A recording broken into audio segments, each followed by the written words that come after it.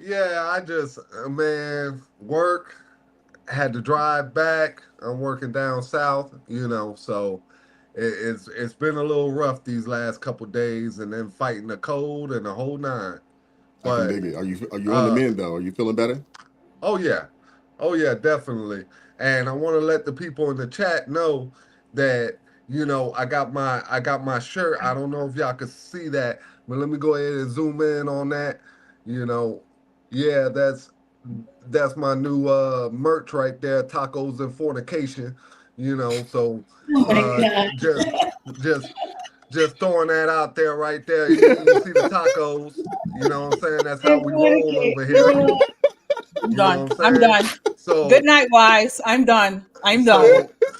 so so merch coming soon. Holla at your boy. You know what I mean?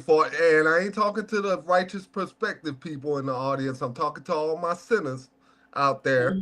Okay, put your order in now for your tacos and fornication shirt. 'Cause they gonna go out. They going out quick. I already got an order from Joshua. You know what I'm saying? I'm pretty sure I get an order from Spaces before the end of the night. So Hey, you already come know get who them. wants They hot. the out version. You already know who wants the older out version. Oh, Yeah. Crystal, what are your thoughts on the tacos and fornication T-shirt? What are your thoughts? He should have been present for cuffing season 2025 exposed. That's what he should have been present for. We had a great conversation about soul ties. Look, who don't love beautiful women and tacos? Oh my Okay. gosh. Jesus. You I got just guys cannot. pay thousands of dollars to go down to Punta Cana, you know what I'm saying, and get some tacos and some hot women. All right. Oh my gosh. That's all I'm saying. Some of those women That's aren't all I'm even saying. women. The fact that you Huh? said that some of those women aren't even women. So that's What very do you concerning what because do I you know mean they people who not went even down there women? and some of them What? ain't women. I'm just Listen, saying, I know people. hey, Hmm. that's Mexico. We ain't talking about Get your boy. Thailand. Where your brain at? No, they're in Mexico. Don't get it twisted. They're in Break. Listen, Hey, Mexico. Okay. listen. I'm We I'm the we we gonna get this. master. We gonna get this under order. Y'all tripping. I I'm the don't want this to go master. left. I'm the master of sorry. figuring out who's who. Ask Celeste. All right. I I, already I, gave I her a lesson. I Yeah. already gave her a lesson on how to figure out the boys from mm, the girls. You know what I'm I don't saying? know. Knuckles and Adam's apples. I say it all Not the when time. not when you You put did say apples and that, potato yeah. I salad. You did can't say speak. that, didn't I? You put apples and potato salad, so you ain't even allowed to tell us because you put Oh apples and man, potato here we salad. That's go. it.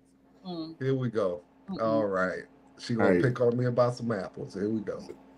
Happy. Last but not least, let me bring up the sister Dion. How you doing this evening, Dion? Hey, good. How That was y'all not for doing? your sanctified ears. You hear me? That wasn't for you. I didn't want to bring you up with his foolishness going on. I wanted No, to hold she's off for a hey, second. hey, hey, why? You She's went the to torture me. inspiration Thanks, for the wise. shirt. I gotta give Dion credit Wow. because she was the inspiration for the shirt. Last week when I brought What? up the topic, she said Mm. tacos and fornication. And it stuck in my brain. And I said, you know what? Oh my gosh. I said, you know what? I'm gonna go ahead and have that printed up. I went Hey, down, I see my Indian guy, I was like, yo, print me a tacos and fornication shirt. yeah. Now He all was this his first order. that's what you Oh my gosh. that's pretty funny. Wow. Yeah. Oh Wow. wow. Why Wow. Wow. So that's thank you, Dion. You're so inspirational. You are my muse. Oh my gosh.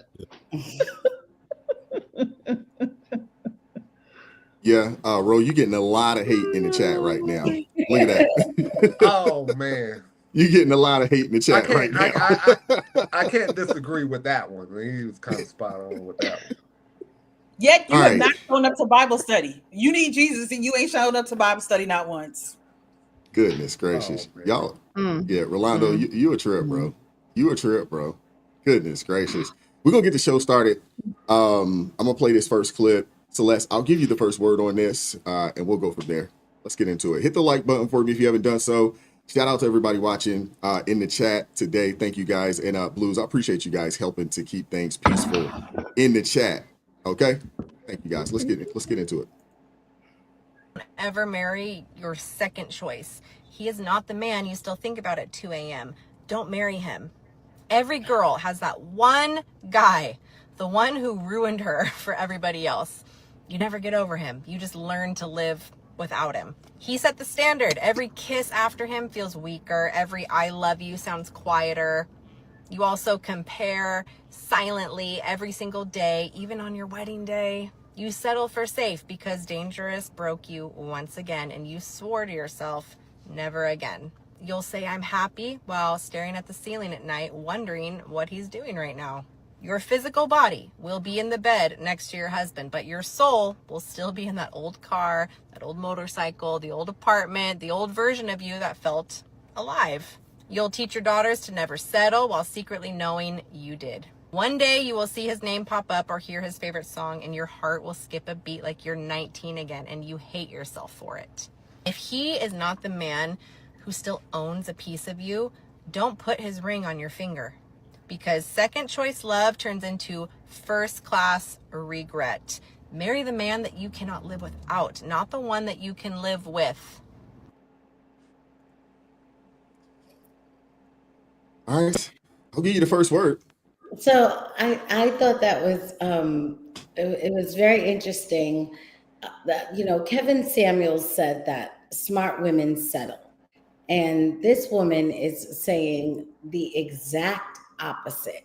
And I actually think it's bad advice. And part of the reason it's bad advice is this idea of the man you cannot live without. The problem isn't that you can't live without him. The problem is that he very well can live without you. And most of the time, the reason you're not with him is because he's comfortable living without you. So you, in effect, if you're listening to this woman, in effect, she has you chasing a ghost, somebody, who possibly can be played with and toyed with. But other than that, there's probably no future with him.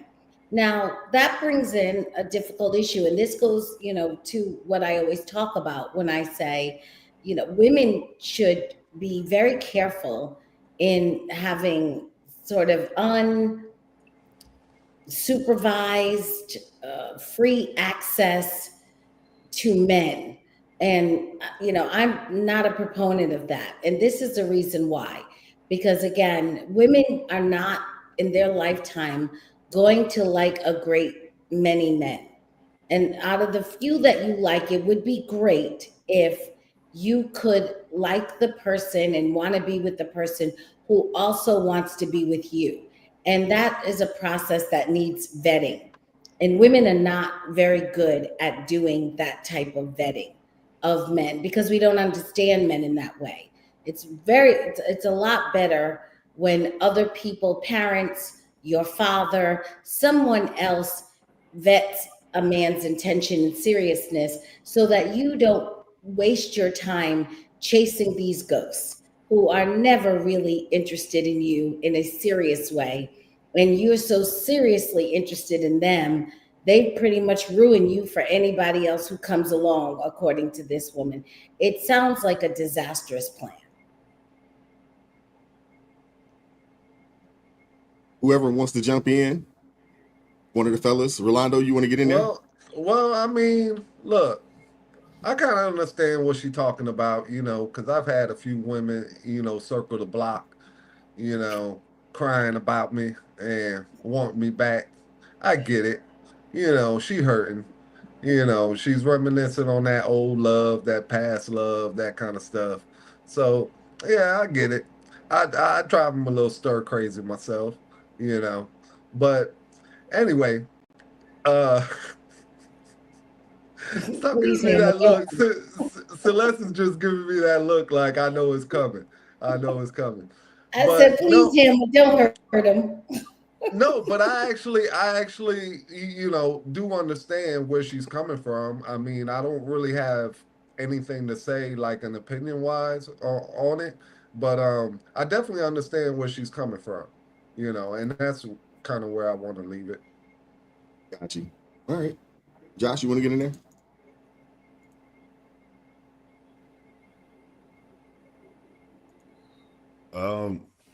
It was a little confusing in some of the stuff she was saying, but I really don't have too much to say on this one.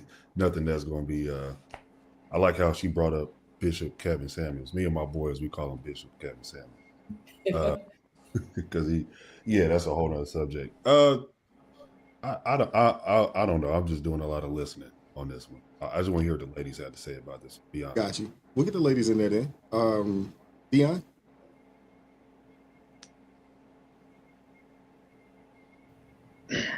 Actually, right at the end, what did she say? Did she say settle, or did she say stay with the one that was the She thrill? said, don't settle. Yeah, Don't settle. Okay. What can I say on that? I don't even know. I'm there with Josh. I'm like, cause my viewpoint about things like that and about love, you know, all that comparing and everything that you do, I mean, to me, it's just pointless. It's like, what did God say? You know, regardless of all that stuff, all the worldly decision making and all that, it's just not my thing. So I'm always gonna turn thumbs down on it. You know, it just doesn't make sense. That's not the who gave me the most extreme thrills. I mean, that's not something that I think you should make priority when you're deciding on who you're going to marry and that kind of thing. It's just because it can be so, what is it, superficial, I'll put it like that. You know, it's pointless. And so I'm going to come and I'm going to look at it from a whole different aspect myself, from a spiritual aspect. What, like I said, what is God saying about it? So yeah, I didn't put too much stock in what she said. Can I add something? Go ahead. She said something that kind of, she said, come from the spiritual side from it and whatever God's telling you. Because when you listen to a lot of these people and their criteria on what works for them and what they think, it's like that really won't work for other people. Like if you feel like the relationship is dry and you think the man is like, how much of that do you hear from people saying, why don't you check yourself first before you say that it's somebody else that's making the relationship? That part. You know what I'm saying? So I hear a lot of people saying, if you're not happy, it's the other person, instead of saying, why don't you talk to God about what it is that you need and make the adjustments from there? So I think when she was talking, I kind of drowned her out because she sounds like everybody that I hear on social media that has some type of point of view about relationships. And if you don't say anything about checking yourself first and then talking to your creator, I'm already down, to be honest with you. But that was it. Get in there, Crystal. So this is what I was discussing just a few minutes ago. Dion knows I was just discussing it. See, the reason why the woman is speaking the way that she's speaking, she's talking about comparing and soul ties, is because someone broke her back out. Let's just be real. That's what they did. That's what they did. And so that is why she can't get that out her mind, because somebody sweated her hair out the whole 9 yards. And when you gotta now be laying with somebody who ain't doing that, now you start comparing and contrasting. Hence why we shouldn't be dipping and dabbling, because when you dip and dabble, then like she said, that kiss, and no one else will kiss the way that he kissed, because he got a different type of kiss. He has a different way of doing things. And you will remember that. I asked everybody in my live earlier, I said to them, I said, tell me the ex that you had that you were intimate with. Tell me how long it took you to get over that ex. And there were people in the comments said, I ain't even gonna lie, I still ain't get over it, because that physical, that soul tie, what you felt, what that person did with you, that's not easy to remove from your mind. It takes a lot to remove that. So that is why it's easy for you to come in and say, well, you know, I married the safe guy, I married this guy, and I'm with him, but I'm still thinking about that one. Well, yeah, because you should have never touched him. If you weren't in bed with that man, you would have never known what you were or were not missing. And that is why we are not supposed to be playing in that field. That's the only way somebody can be tied up with somebody. That's the only way somebody can be wrapped up mentally, is if you have a soul tie. You don't think a man or a woman another way other than having sex? I'm just there are some. Listen, if a man treats a woman right, yes, but 99% of the time, when a woman is so hung up on a man, let me drop the percentage just because I don't want to say everybody. So I'll say a good 85% of women, and I'm watching the comments right now as I say it. There again, it's because somebody did some work and she remembers that. Because that's what I was explaining to them. We were talking about cuffing season, and I'm gonna say this real quick. We were talking about cuffing season and how women will hook up with men because they feel lonely. Men and women, they hook up with people because they're lonely. And while they're lonely, women will swear up and down, I'm not gonna catch feelings. But then they catch those feelings because whatever this man is doing, a woman, again, her emotions is tied into it. So now when she's sleeping with this man, as much as she says, I'm not going to catch feelings, she catches all the feelings. And then when February, March come around and it gets warm, all of a sudden, when he stopped texting, she's losing her mind. Because what happened? I thought we had a connection. And he was like, listen, this was supposed to be fun. And she's like, I know it's supposed to be fun, but I thought we would grow. And I thought I could change you. These are all the things that happens. So this is why I'm saying, yes, a man could do something. There could be a wonderful man that is a gentleman and they've never slept together, but that percentage is a lot lower than a man that you have been sleeping with, that you have soul ties, and you got to figure out how to let that go. That's a whole different.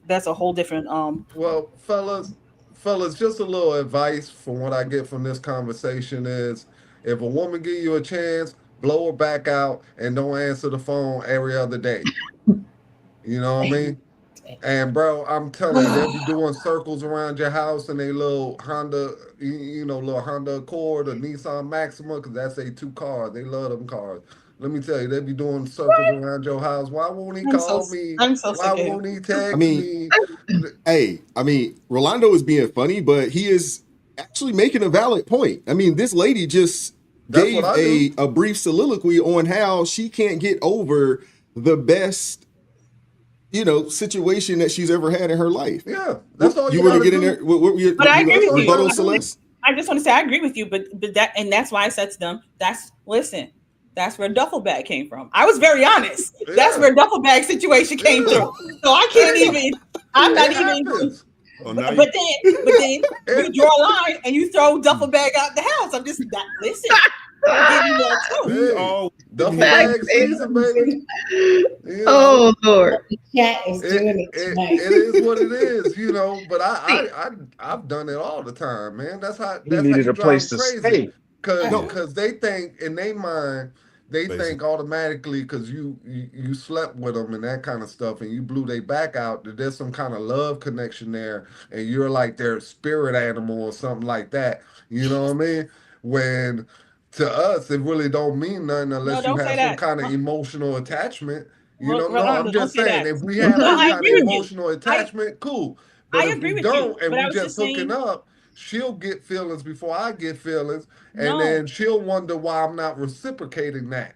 no, I was gonna say don't say And it's that. And the reason why I say don't say that is because just like a man could blow her back out, a woman can make a man's curls curl. oh yeah. Her toes curl. Let's just be Listen, real. listen. She I've can do seen that. men. So I've this is seen why you men. leave those things alone Crystal, because I agree. I agree with you. You ain't even got to argue that point. I've seen men abandon whole religions. Okay, all of a sudden they was following Jesus Christ. Now they following prophet whoever around. And it's usually behind some woman. All Yeah. right. I've Yeah. seen them It goes abandon both ways. families. It All definitely types of goes stuff. both ways. I Yeah, think yeah. I This think ain't a one-way street. I think it goes both ways, but it's more prevalent in women. it is. Yes. So, like for instance, I think when it's almost like for every. I really think when it comes to the lady in the video, she's opening herself, and actually before we even, I saw the comment in the chat. Somebody mentioned, I think it was Faith in You. They mentioned soul ties, and this lady is volunteering herself and other women to create more soul ties. Those soul ties do exist in men for sure. I'm not denying that, but it is severely more strong and prevalent with women, especially. And we're continuing to be transparent, especially if it's good. I genuinely think if it's good, that rearranges a woman's brain chemistry to where she starts acting in certain ways that she wouldn't have had she not met that man. So See, I think, you know, what I also think too is, I think one thing, and this lady is an example of it, because she was on both sides of the playing field. Like I was like everybody said, I was confused on which side of the playing field you were on. One thing I've thought about when I'm listening to all of these different conversations is, one thing that is prevalent with a lot of women is they are great at teaching other women how to be single, under the guise of it being relationship goals or relationship advice. That's all I got for now. Yeah. Celeste, it looked like you had a rebuttal. Yeah, so I want to say something to Josh's point. I don't necessarily think that it's sexual, and I agree with Crystal that, let's say, even often it is, but I don't think that's a given or a guarantee. You know, I can actually think the first person I ever liked, I liked at 12 years old, and that was in no way that there wasn't even a handhold at that point. But I liked him, and I liked him well for a long time, and I didn't even see him. You know, he left the school, and then I don't think I saw him again for like 7 or 8 years later. And so I was like, okay. So it does. I don't think that we should automatically make the assumption that because you have that deep feeling for someone, it's necessarily sexual. But there is biology involved with the sex act, which is specifically for women. When women are touched, and it doesn't even have to be a sexual touch. It doesn't have to be, you know, I don't know how far we can talk, you know, on the stream. Let's not go too far. Yes, Okay. yeah. It doesn't Let's keep it PG. Yeah, PG it doesn't have 13 to at be the max. whole kit and caboodle. Let's say that. But what actually happens is that there is a chemical in women that's released, and it's called oxytocin, and it's very much it's a high that happens to women. They're actually become more animated and more alive, and it makes women have feelings of falling in love. That's what the falling in love feeling. It's actually a chemical reaction, which is another reason, I'll go back to point one, which is why women should not be having unfettered access to men. Now, men actually also experience oxytocin, but here's the interesting thing about men: it floods a man's body during the act, but quickly leaves his body when the act is done. The difference for women is the chemical does not leave our body when the act is finished. Anybody want to add to that, or? What I was going to say, and you know, there's so much truth to what Celeste said, of course. You're right. Yeah.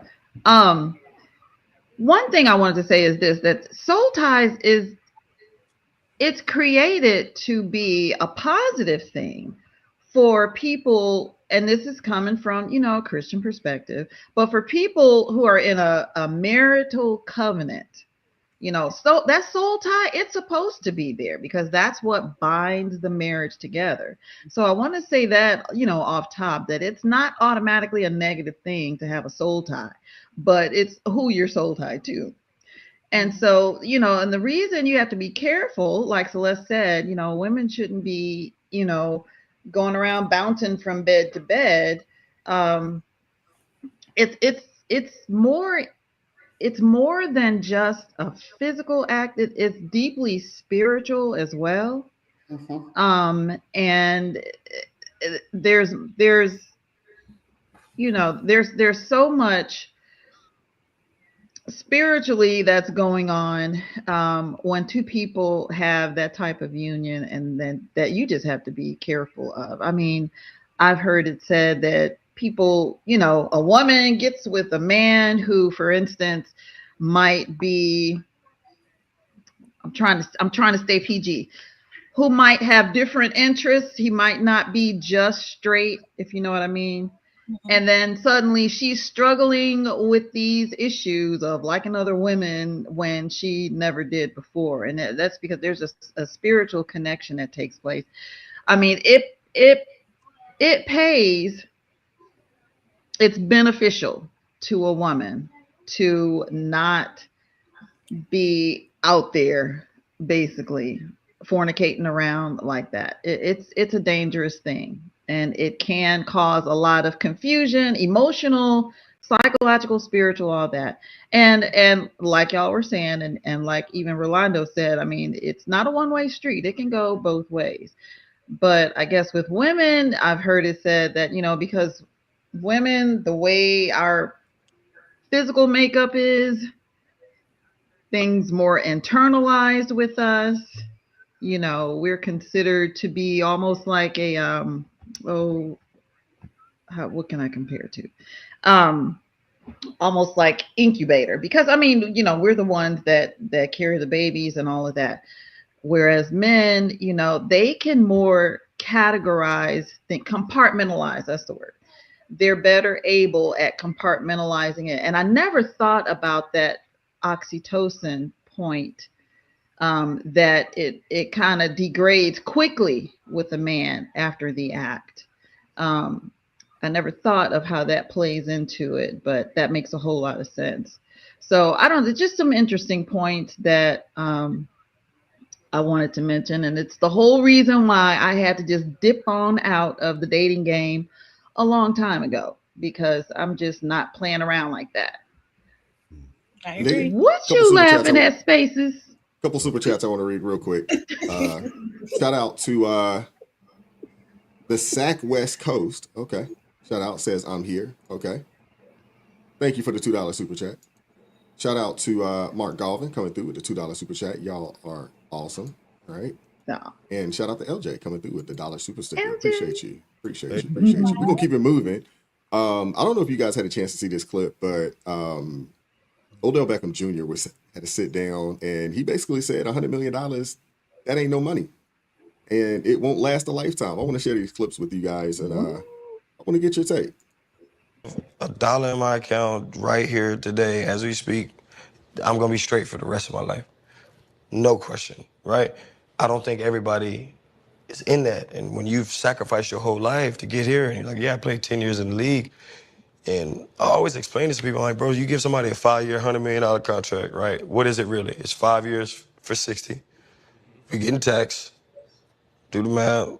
That's 12 a year, that you have to spend, use, save, invest, flaunt, like whatever, however, just being real. I'm gonna buy a car, I'm gonna give my mama a house, I'm gonna do, everything costs money. So if you spending $4 million a year, that's really $40 million over 5 years, 8 a year, And now you start breaking down the numbers, it's like, that's a 5-year span of where you're getting $8 million. Can you make that last forever? And you always hear the people who ain't us and ain't been in the position, like, oh, well, that would last a lifetime. And that can't last you a lifetime. You got a problem. Do you really need 10 houses? Do you really need 15 cars? No. Do you need to buy everybody in your house, everybody in your family, a mansion that costs $1 million, $2 million? Because here's the thing. Yes. First of all, if you buy somebody in your house, your family a house, a house that costs $1 million to $2 million, first of all, they can't afford the upkeep on it. Because if they could, they'd have it already. See, it ain't the payment, it's the upkeep. Right. It go wrong. Bro say he's spending $4 million a year. If you spending $4 million a year and it ain't a business related, you out your damn mind. Seriously. Ain't no way in hell I'm spending $4 million a year. Okay, you buy mom a house. If I were to buy mom a house, I'm damn near gonna probably get her a house that I can go ahead and pay off. So I'm gonna spend $500,000 for mom because I got to get her something that she can clean for herself. Because I can't pay for a cleaner service because see, that's another expense, Ocho. You get a big house, somebody cut the grass. I don't need I need somebody to come with a pushing lawnmower and cut the grass.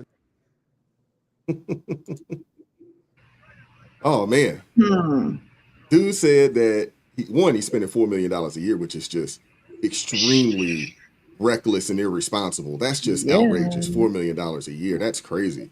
That's outlandish. I mean, do you guys know what that is on the month? I mean, $1 million a year is $83,000, Wow. $83,333 a month. Mm-hmm. This dude is spending 4 times that. So what is that? Mm-mm. Close to $400,000 a month. That's insane. A $400,000 nut to hit on a month-to-month basis. Crazy. He's right. Well, Whoever that dude is, he's right. He says it's not gonna last him a lifetime. Yeah, it's not. At the rate he's going, it's not. But No, it spending $4 million depends a on year. what you do with it. Right. Anybody else? That answer can be totally different because it depends on what you do with it. You gotta be a wise steward. You can't just be in spin mode.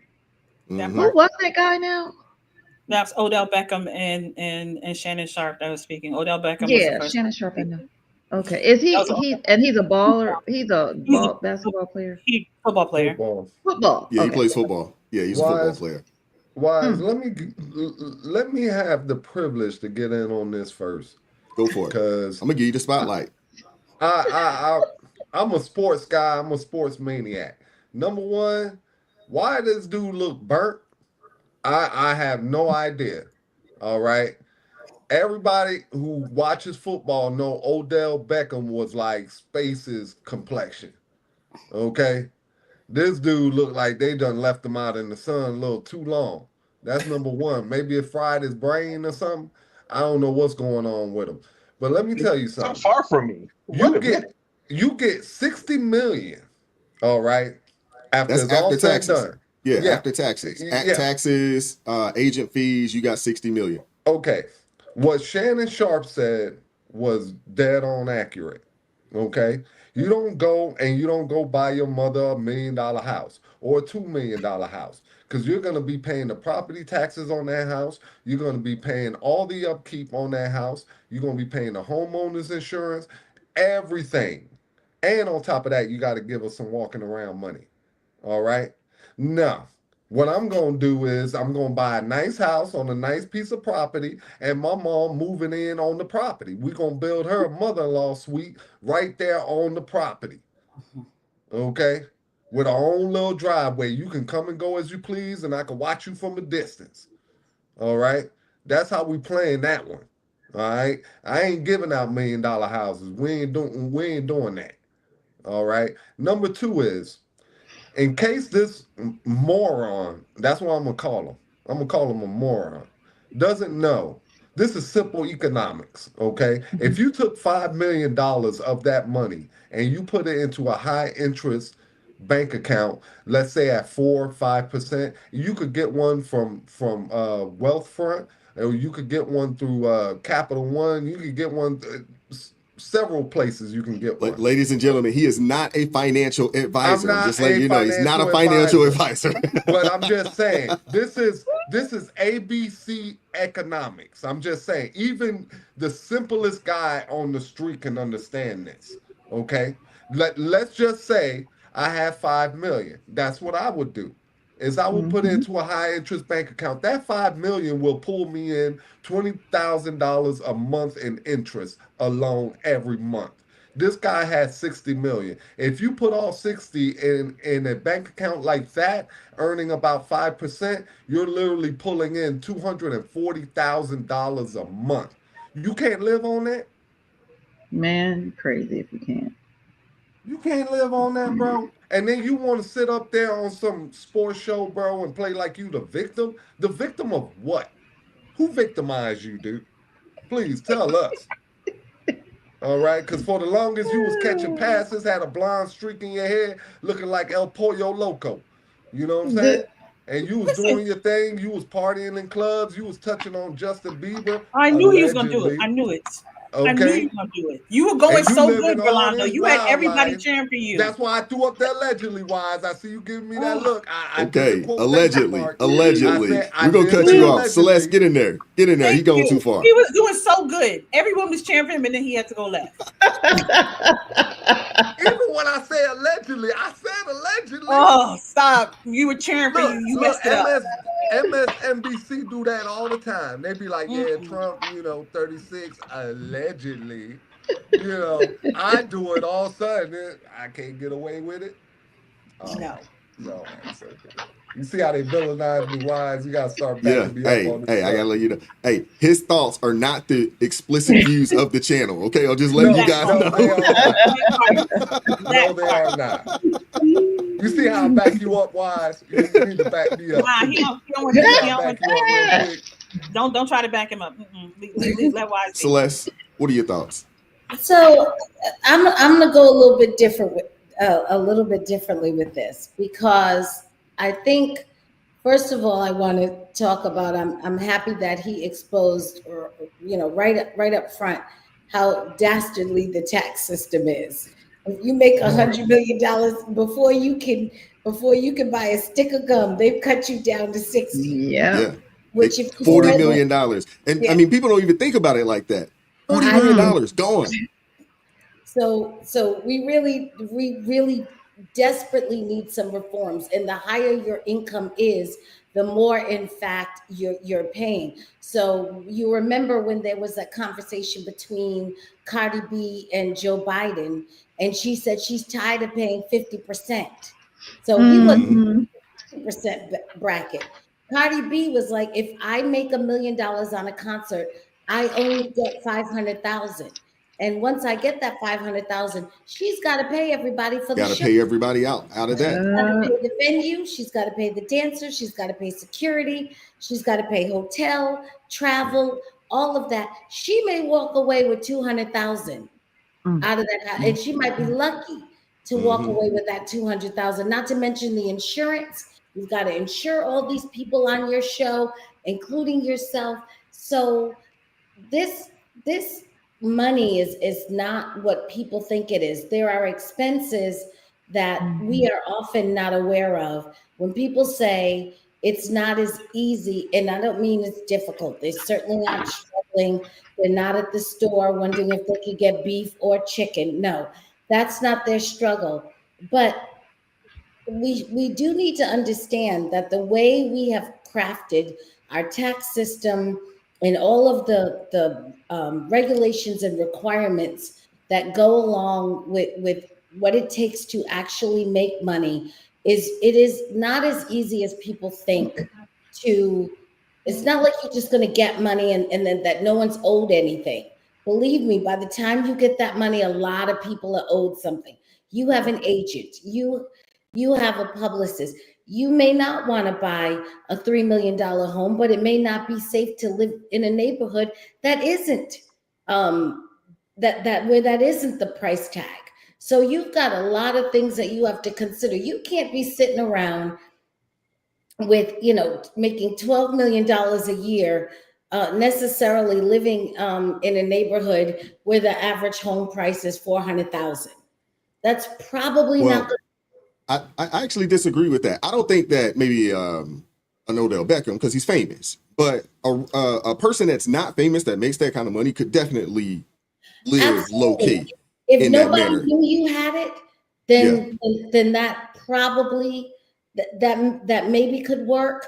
But if anybody ever finds out, people say, where do you work and what do you do, and or what's your last name? Maybe you even inherited it. It's not even, what's your Mm-hmm. last name, or if there's any traceable way, you kind of get isolated out of situations where you can just sort of anonymously go and live a low key life. It's not as easy as you think. I mean, there are, like I said, if you, what are you going to send your kid to that school? Probably not. You probably want your kid to, people are going to say, how's your kid afford to go away and to a school that's that far away? And you know what I mean? It's not going to be as easy to just say, I'm going to come in, blend in, kind of live this low key lifestyle. It's much easier to do, like you said, if you're not famous and there isn't a way for people to figure out that you have. But once they do, it's going to be very difficult to be among them. It just is. I understand where you're coming from, but that still doesn't mean you need to spend $4 million a year.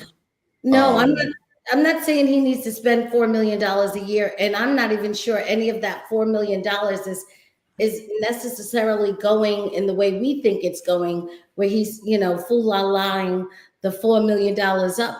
I'm saying I'd be very interested to see what his expenses are. I wrote about this in my book. I said all the time, it does not matter what you make. It matters how you spend. Because Absolutely. even if you're making 4, but you're spending 6, now you're in the poorhouse. So what's important is, what are your expenses? What can you cut out? And mostly what you can cut out is the things personally for you, because you probably have to have the agent. You probably have to have the lawyer. You probably have to have the accountant. You probably have to. I mean, I have a relative who told me he spends $150,000 a year just on his accountant. He has to have. Yeah, but that's a business expense, though. You know what I'm saying? And a tax, you're gonna get a tax break So off. are his expenses. His business is being a football player. He is now a business. He's an entity. And there are a lot of expenses that come around securing that entity. Where he could probably save is, he can get a cheaper house. Like Rolando said, he can build his mom an in-law apartment on the back of a property in a neighborhood where she's safe, and he can feel comfortable about that. And whatever maintenance has to happen can happen on the whole property, so it's not a separate bill. But where you will actually short yourself is probably on the things for you, because those other expenses have to be paid so that you can go back the next year and get 4 million. Yeah. Anybody else want to get in there? No, I was going one to of say the things that hold up, Spaces, get no, in there. no, go ahead. one of the things that I think about, and I actually meant to send this to our email group. There's I know you guys don't like to listen to rap, but there is a rapper by the name of J. Cole.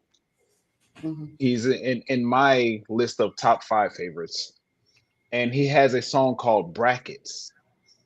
J. Cole, Brackets. I encourage. I mean, if your ears are sensitive, you can look up the censored version, even though he doesn't curse a lot. But he talks about this. He has a little skit where he does a voiceover, and he made $1 million, and Uncle Sam came and took half. So I don't really, and I also think about the fact that in football in particular, I think it was football in particular, maybe it was sports in general, but what I want to say was in football, within 5 years, people that were in the league go broke in 5 years. And one of the things I also think about is just unfortunately the lack of education. Because if you hear these people talk, you can tell that they don't come from a base where they don't teach making your money last long. They don't teach investing in the stock market. And I don't know, quick story. I'll say this and then I'll be done. I don't know if you know Mr. Wise or anybody on the panel about the futures trading market, but essentially it is you can it's hit or miss. It's hit or miss. I don't want to go on a diatribe about it, but in one trade, I put in $200. I 30x'd my investment in 1 hour. Not even joking. I'm not joking. I'm not lying. 30x in 1 hour, and then over the course of the next 2 or 3 days, made another 5,000. So I'm saying it to connect it to the fact that these people are making millions. These people are making 200 million, 300 million, $40 million, and then they go broke after 5 years. Yeah, just to hear this. But you got to understand what's happening. They're making all of this money in this, 5 to 10 to 15 year time span. And they're living to the max almost of that money that they're making. And then all of a sudden the spigot cuts off. And then there's no more money coming in, but they continue to live that $4 million, $5 million a year lifestyle. And now, I mean, if you do the math on that, 60 million, you divide that by 4, you do the math on that. I mean, you're broke, in what, 15 years or so? If you maintain that 4, it might be give or take a little bit. And yeah, and that's the unfortunate thing I hear about, these major people in music and sports and entertainment. They think that because they make so much money, they have to live according to the amount of money that they make. Mm-hmm. And I was actually looking at, while you guys were talking, I looked up a house that I used to live in, that if somebody dropped the $5 million on me, I would go and buy that house, because that house is a 4 bedroom, 3.5 bath. I don't know what it was when I lived in it, but now it's worth 650. I saw the count, but now it's worth 650, right? So another super duper quick story, and I'll pass the mic. So I read the story of it was a lady who was married. The husband cheated on the lady with a TikTok influencer. The TikTok influencer had to pay the wife that was cheated on like $1.75 million or something like that. Yes, I heard So about that. uh, on my podcast, we were having a conversation like, what would you do with that $2 million or whatever it was? And my homie was saying, I would, pay off my debts and all that stuff, but I would invest in the stock market, invest in different stocks that pay a dividend, because at that point the dividends are paying my bills. But these people that are in the mass media and entertainment, they don't have that education. And it's crazy to me, because we're on this level looking at these people on that level, and it just seems like it just seems crazy. It seems crazy. I think there are a few people that do, but that's not an excuse, man. Everybody has one of these, and the amount of information that is right here at the palm of your, at the palm of your hand, like that's not an excuse. But Crystal, get in there.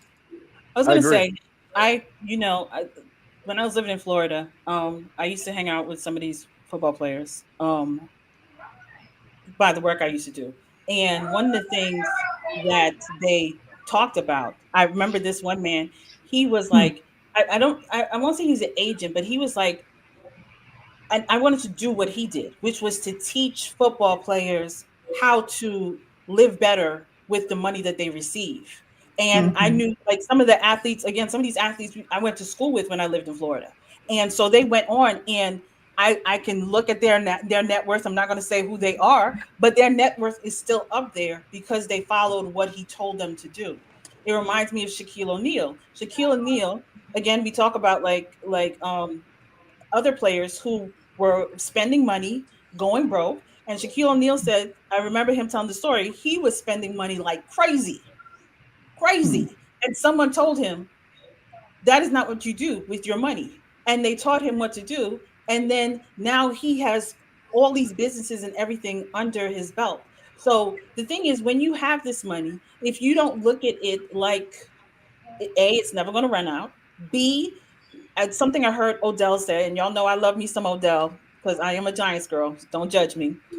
When he was on the Giants, so that's why I know who he is. Odell, he said something about he has to also he has to have the look, so he still has to look a certain way. No, you don't have to look a certain way. To me, I always think that rich people don't look rich, and poor Right. people dress like they're like they have the money. They're wearing all Yes. the name brands. They're wearing the Balenciagas, the this, the Gucci's, all the things. They're wearing everything name brand, and you will Mhm. see someone. Let's give an example. Zuckerberg wearing like a black t-shirt and jeans and calling it a day, but he's not spending that money like other people are. So again, it's a shift of the mindset. It is what, again, using wisdom, stewarding your money correctly. I remember, what is that man down here? Oh my goodness, Killer Mike. I have to take a second. Killer Mike.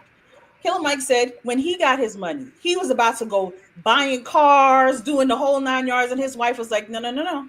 Let's buy some apartments. Let's invest." And he said because Mm. he listened, now that money didn't run out. They have money now. They have wealth because she showed him generational wealth. I think what Odell needs is someone to teach him, like my brother Spaces was saying, teach him about generational wealth. Teach him about legacy building. Teach him it's not about the outside. It's not about trying to look a certain part. Yes, you are a football player, but you don't have to go out there and be wearing all the fancy this and that, buying the hottest sports cars and this and that. Get again, like my people said over here, I agree. My mama gonna live in the house with me. Listen, we gonna have a little compound. Here's your little house over here. Like we gonna do this because again, it's about building legacy. It is about a lifetime. It's not about spending that money now because then what was that man here? Wise, the basketball player, 76ers. Oh, Allen Iverson. Yes. Didn't he go through stuff going broke? Mm-hmm. Yeah, he's a cautionary tale. Yeah. Yeah, And that was but again. That's what I'm saying. Allen Iverson had a clause in his Adidas contract where he reached the age Not of Adidas, 50, Reebok. Reebok. There it is. Where basically he had what was it?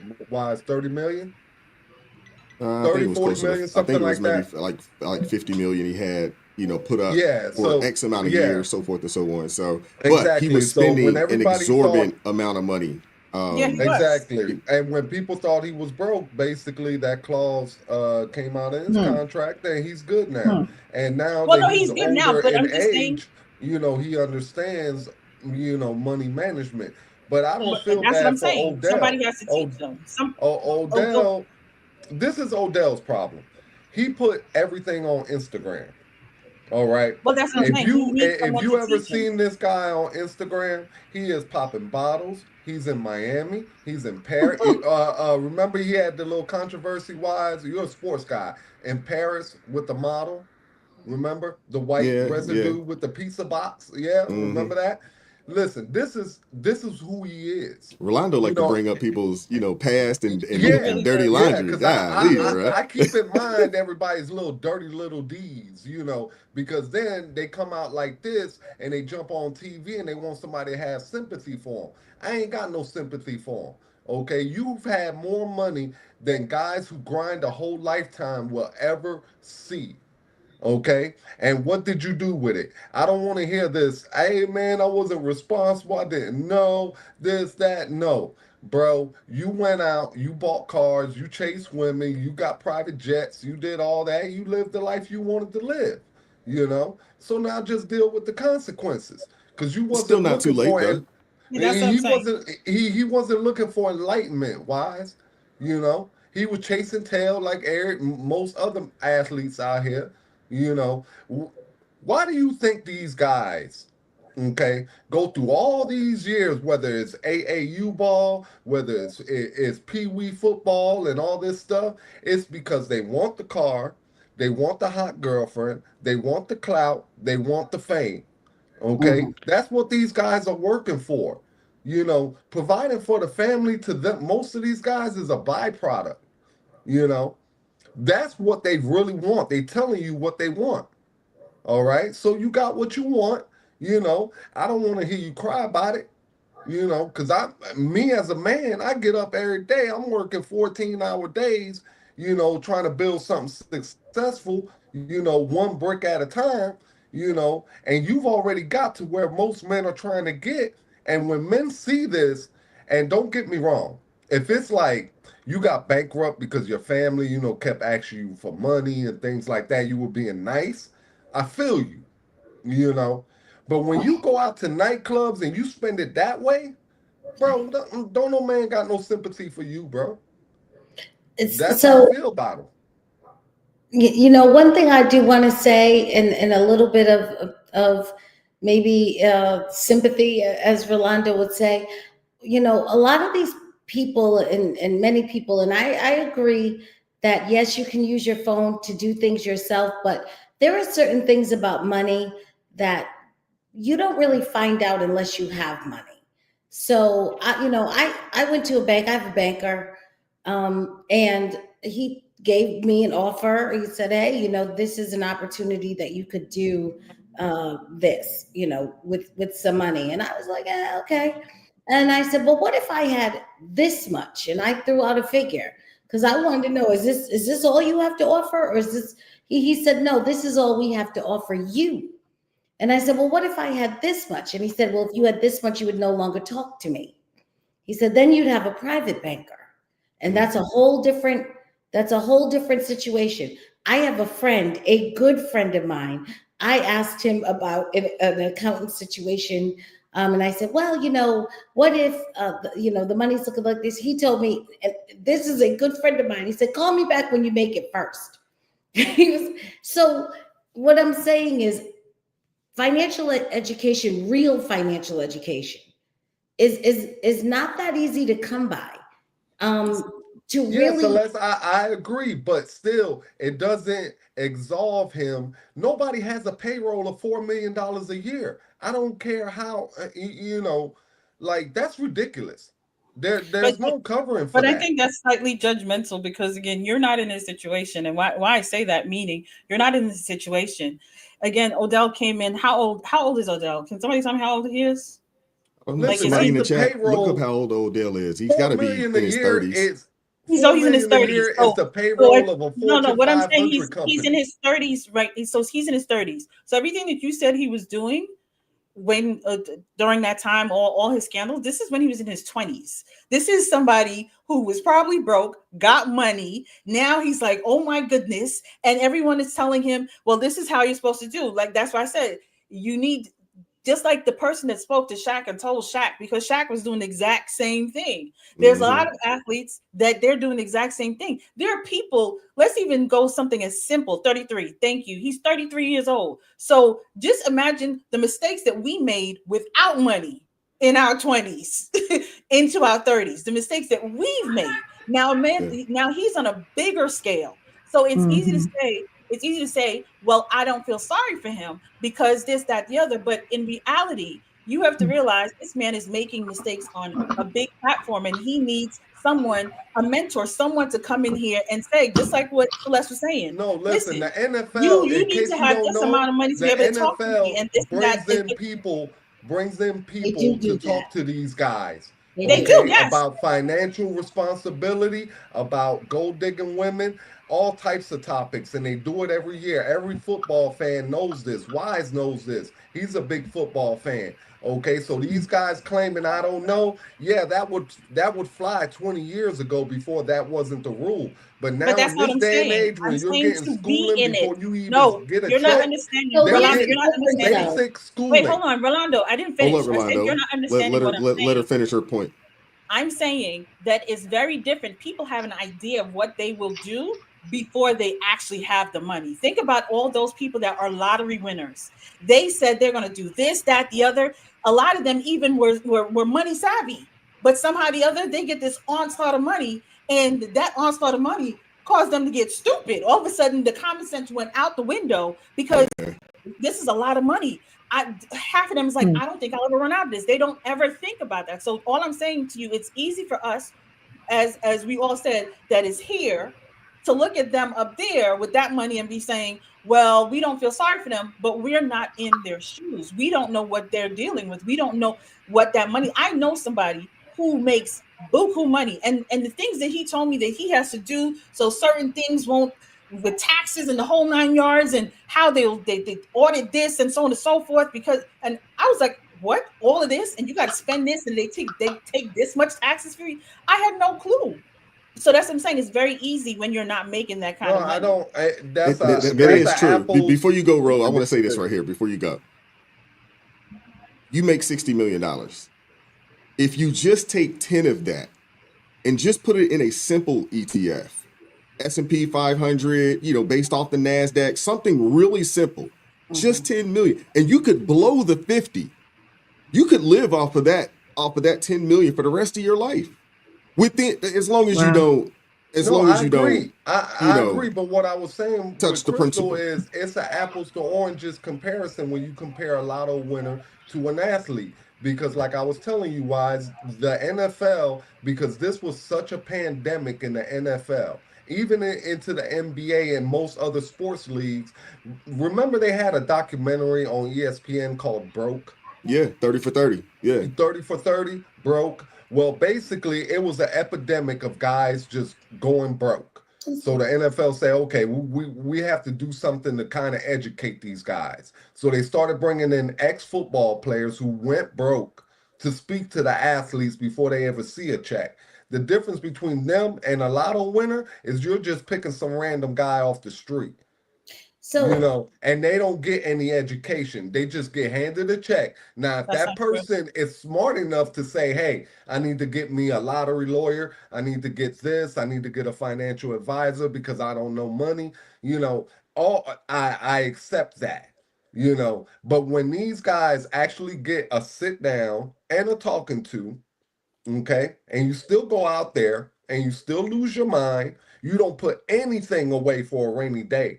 Not even 1 million, 2 million, 5, 10, nothing. Okay. It's hard to have sympathy for you.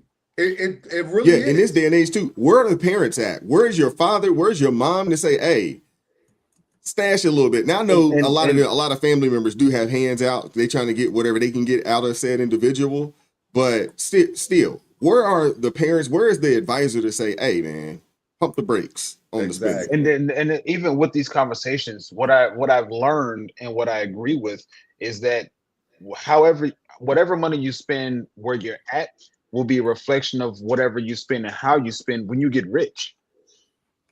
Mm. So if you're throwing money around when you make 40,000, when That's you true. make Yeah. 40 million, it's going to be the same thing. It's gonna be worse. You know what I'm saying? So no, I can't give these people the benefit of the doubt because there's way too many examples of people that blow their money. Yeah. There's Well, way in the too many NFL, people. professional sports spaces, there are 40 years of examples. Celeste, get in there real quick. So, and I don't want to seem like I'm certainly not disagreeing with Rolando. I'm not saying he needs to throw money around, and I definitely agree with Spaces in terms of if you have bad money habits when you're poor, you will absolutely have worse money habits when you're wealthy because you'll have more to have bad money habits with. But what I am saying is, even though the NFL gives lectures on you need a money manager, you should not realize that there are some women that are only looking for you for your money and they're trying to get you caught up. They can say those things, but what they cannot do is tell the person, how do you select a good money manager? The way people find money managers is from another rich friend. Mhm. Usually they go to their other rich friend, and I'm talking about not athletes, not people who came into money because they were 18 and they, have this amazing talent, and now all of a sudden somebody's throwing them money. But people who are actually earning their money, who building it slowly and accumulate it, meet someone who's also doing that and say, hey, who do you use for this? Or what do you do about that? Most people find that information out inside the circle of other people in their station in life. The same way you and I find a lot of information out for ourselves from people in our station in life. That Thanks. works. So I don't think it's as easy as they told you you need a money manager. Well, you could tell anybody that, but you don't know how to go out and get a good one. How do you know how much should your money make? How can you even tell if he's good? If the guy comes to you and says, on your 5 million, I can guarantee you 11% every year. Well, okay, I could get 11% every year now in the stock market without. Exactly. But when you walk in there with $1 million, there's a whole different conversation that's happening.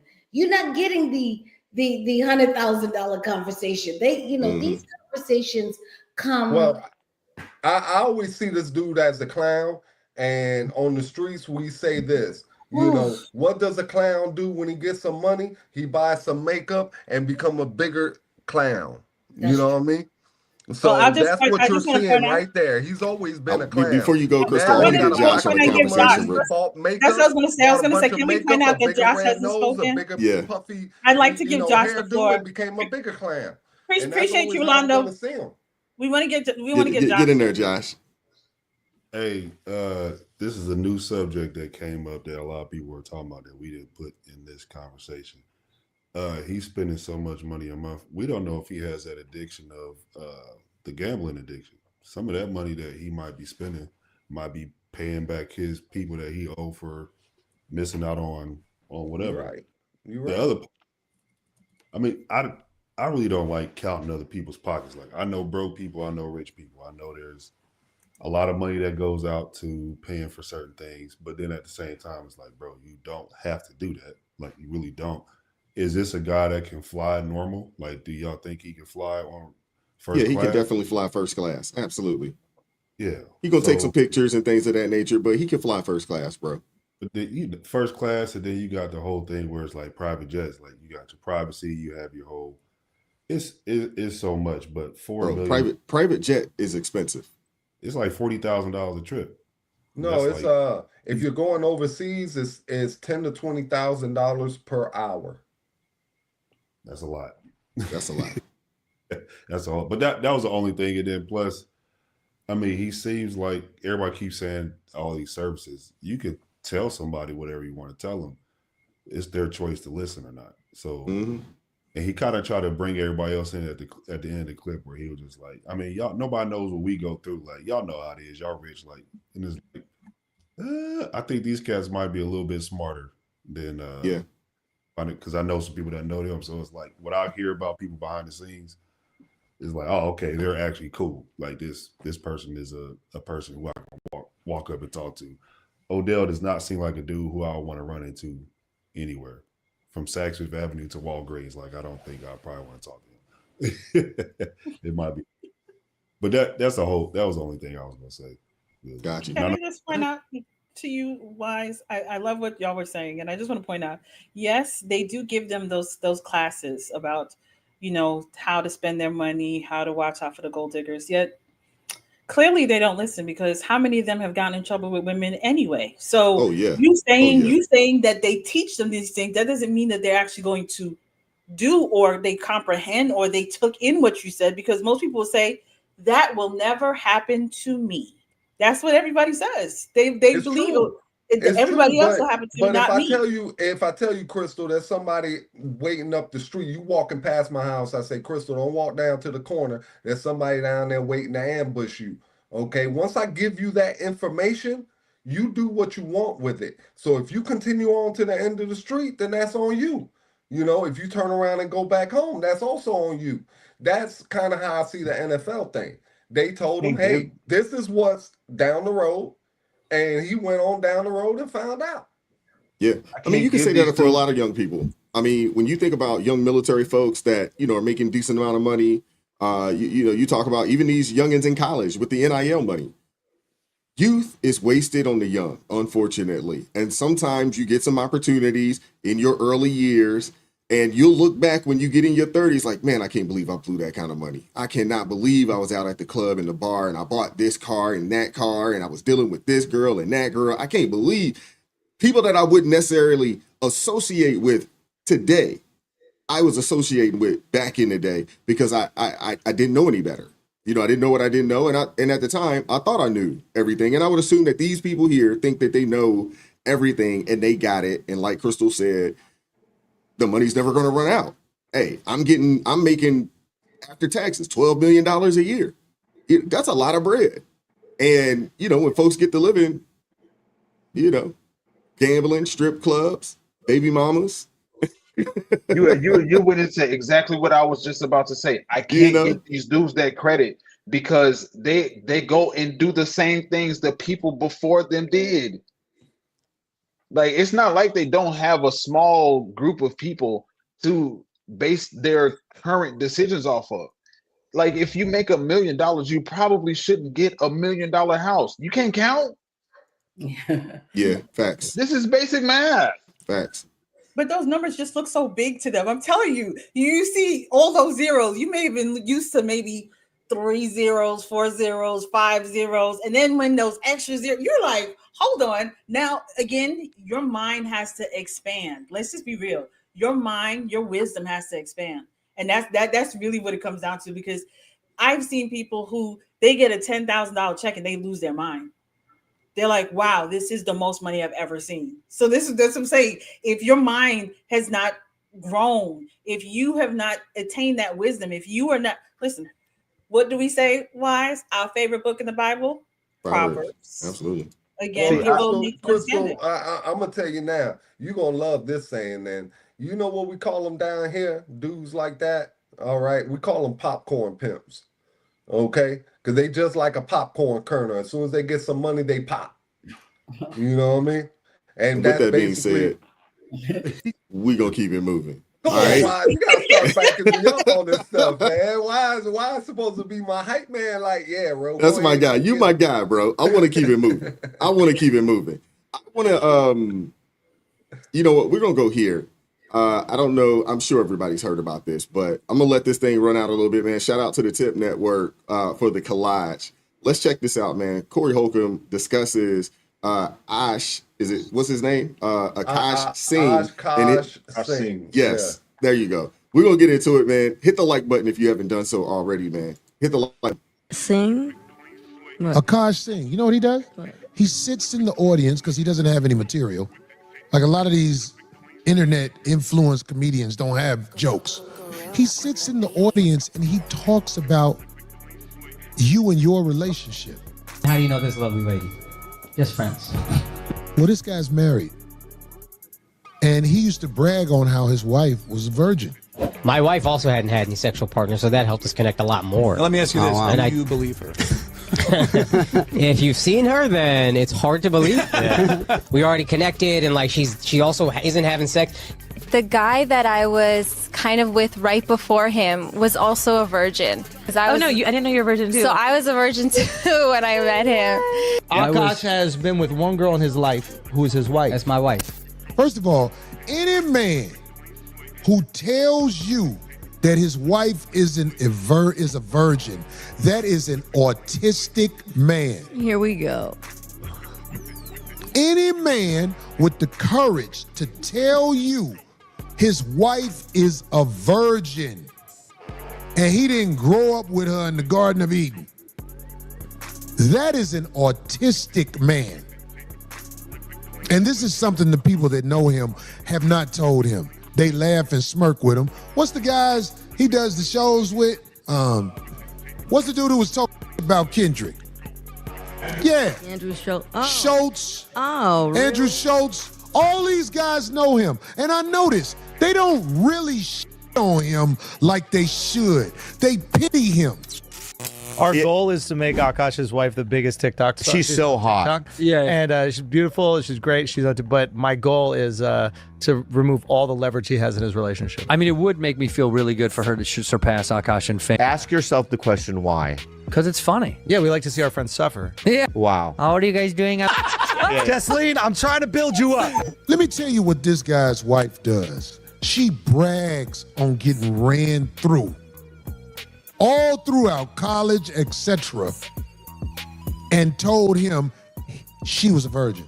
Sometimes I get so painfully nostalgic for college. So for context, I went to college from 2011 to 2016. I was popping my and living my best life in these white boy frat houses. You could not tell me nothing. And I had a roster of guys that I would rotate through. So it's like,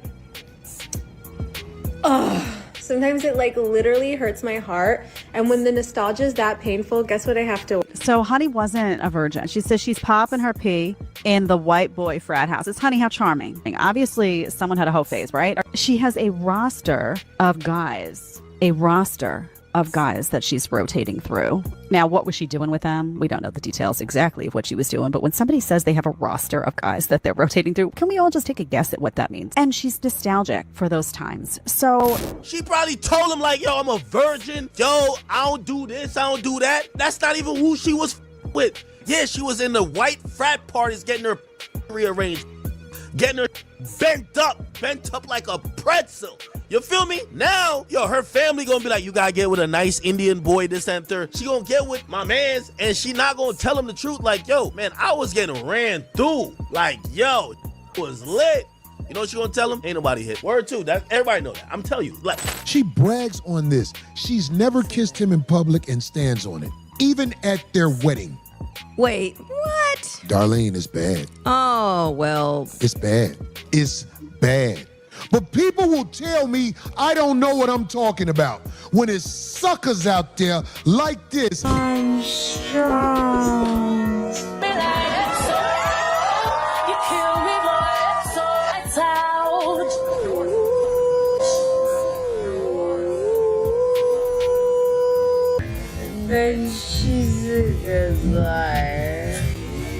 Why not? I don't like. I don't care about. I like tangible goods.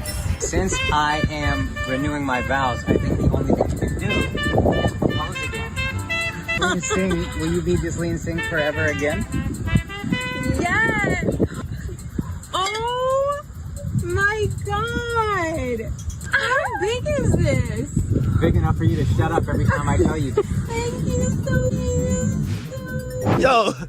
Yo, it's a head stiff arm. Bang. Hold up. Bang.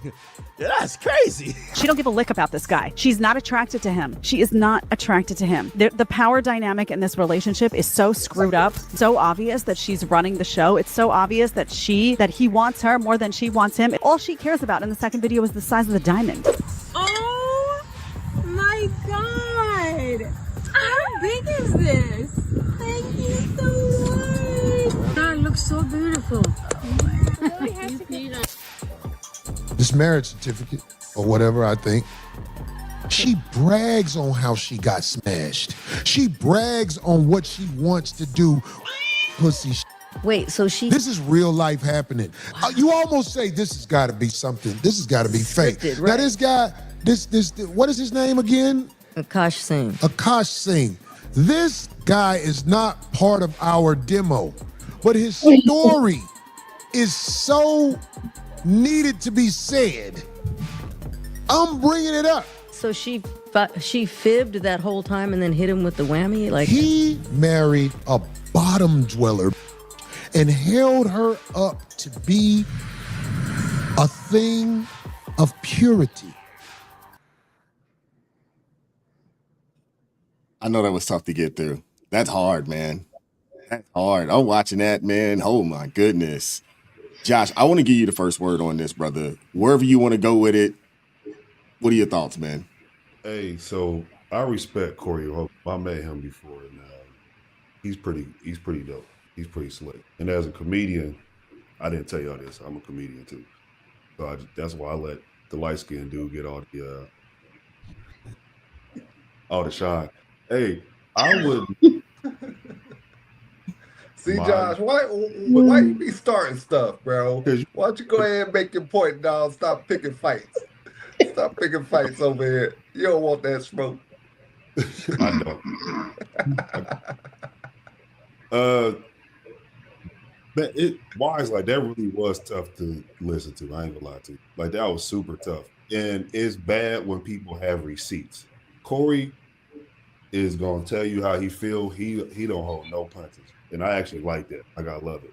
But if as a person, I don't even have to be a celebrity. If I knew my girl did not like me, she didn't want to be. You care about the ring, you care about what everything else. And I know that people are talking. Like, I just got to end it. Like, there's no way I can make it through this relationship and go through that. But he also is Indian or whatever his descent is. So I don't know what their divorce rules are. So he might actually be stuck.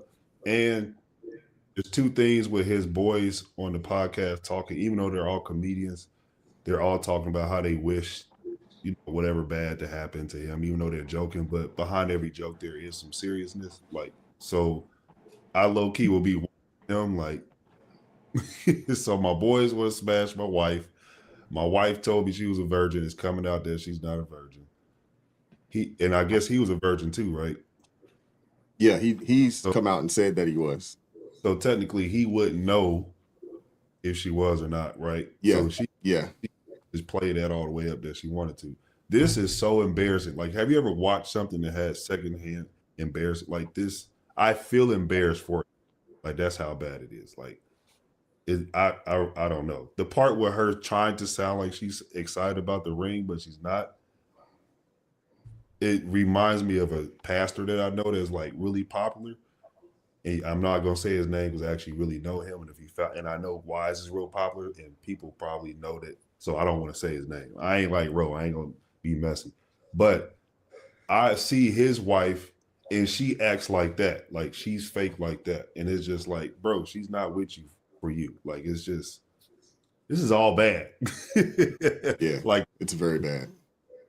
Really bad. And for him to be in the public eye and to walk this out, is even worse because everybody's trying to see your steps. You have a personal life that you're trying to fix, and then you have a public life that people are commenting on. And that when it marries like that, it gets really, really sticky because now you don't want to be on everybody's lips, but everybody's talking about you. So like, what do you do? Like, what would you do if you found out that your wife was not a virgin when she like, how would you handle this in this situation?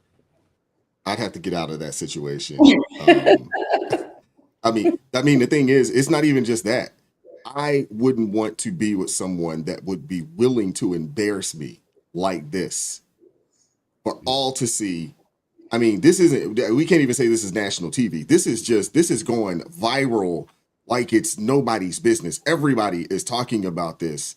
I couldn't be with someone that would embarrass me in that way. I just couldn't. I wouldn't do it. And we'd be divorced already. Seriously. And so he can be out at a gig and get heckled about this situation in real life. Oh yeah, like it's nobody's business. Yeah, like somebody, like if I was Ro, I would go to one of his shows and heckle the mess out of him because of this situation. Especially when majority of his act is around relationships, kind of freestyling off of what's going on in the crowd, based on, those types of relationship conversations. Yeah, I could easily see somebody come into one of his shows and just giving him the business all night long. He might not even get a set. With that type of comedy though, and Ro knows this, he's not really writing jokes. He just has a few things that he'll throw out, but he's not like the cats like us where we grow up ripping on each other on the bus or on the corner. Like he wouldn't be able to handle somebody like coming at him about his wife. Like that's a whole nother thing. So he might have to lay low after this. I don't buy you. Mm-hmm. Yeah. Now his comedian friends, you would expect that they're gonna give it to him. If he pulls back up to that show, after all of this that has come out, based off of what we've already seen, it's gonna be brutal. Get in there, bro. Listen, with Oshkosh, man, this is kind of surprising. It kind of made me laugh because if you remember, Kevin Samuels said something about this in Indian girls coming to college, how they would come to college and they would literally get run through because they're in a whole nother country, So they would come here, they would lose their mind, all right? He said he went to Oklahoma. So he said he saw it, with his own two eyes, how women would come from overseas, literally bang every guy they could, and then go back like nothing happened, And that's basically what happened here. Now, this is the part of the story that really got me, okay? You think this girl a virgin? Bro, any man with a little bit of common knowledge knows that virgins, the first time they have sex, bleed. Okay. That's true. Well, let me follow that up. Let me follow that up with something. Now, back in the day, and this is in Italy and it's documented, okay? When a man would marry a woman there, okay, to prove her virginity, after the night of consummation, the guy would take the sheets, the bloody sheets, and would hang them out the window to prove to everybody in the town that his wife truly was a virgin. Okay? Now, all I'm saying is this, dude, if you believe that she was a virgin, dude, you the simp of all simps. Okay? A virgin out here is very rare. All right? I'm talking mega rare. This 2025, ain't a lot of virgins running around here. All right? So that's part one.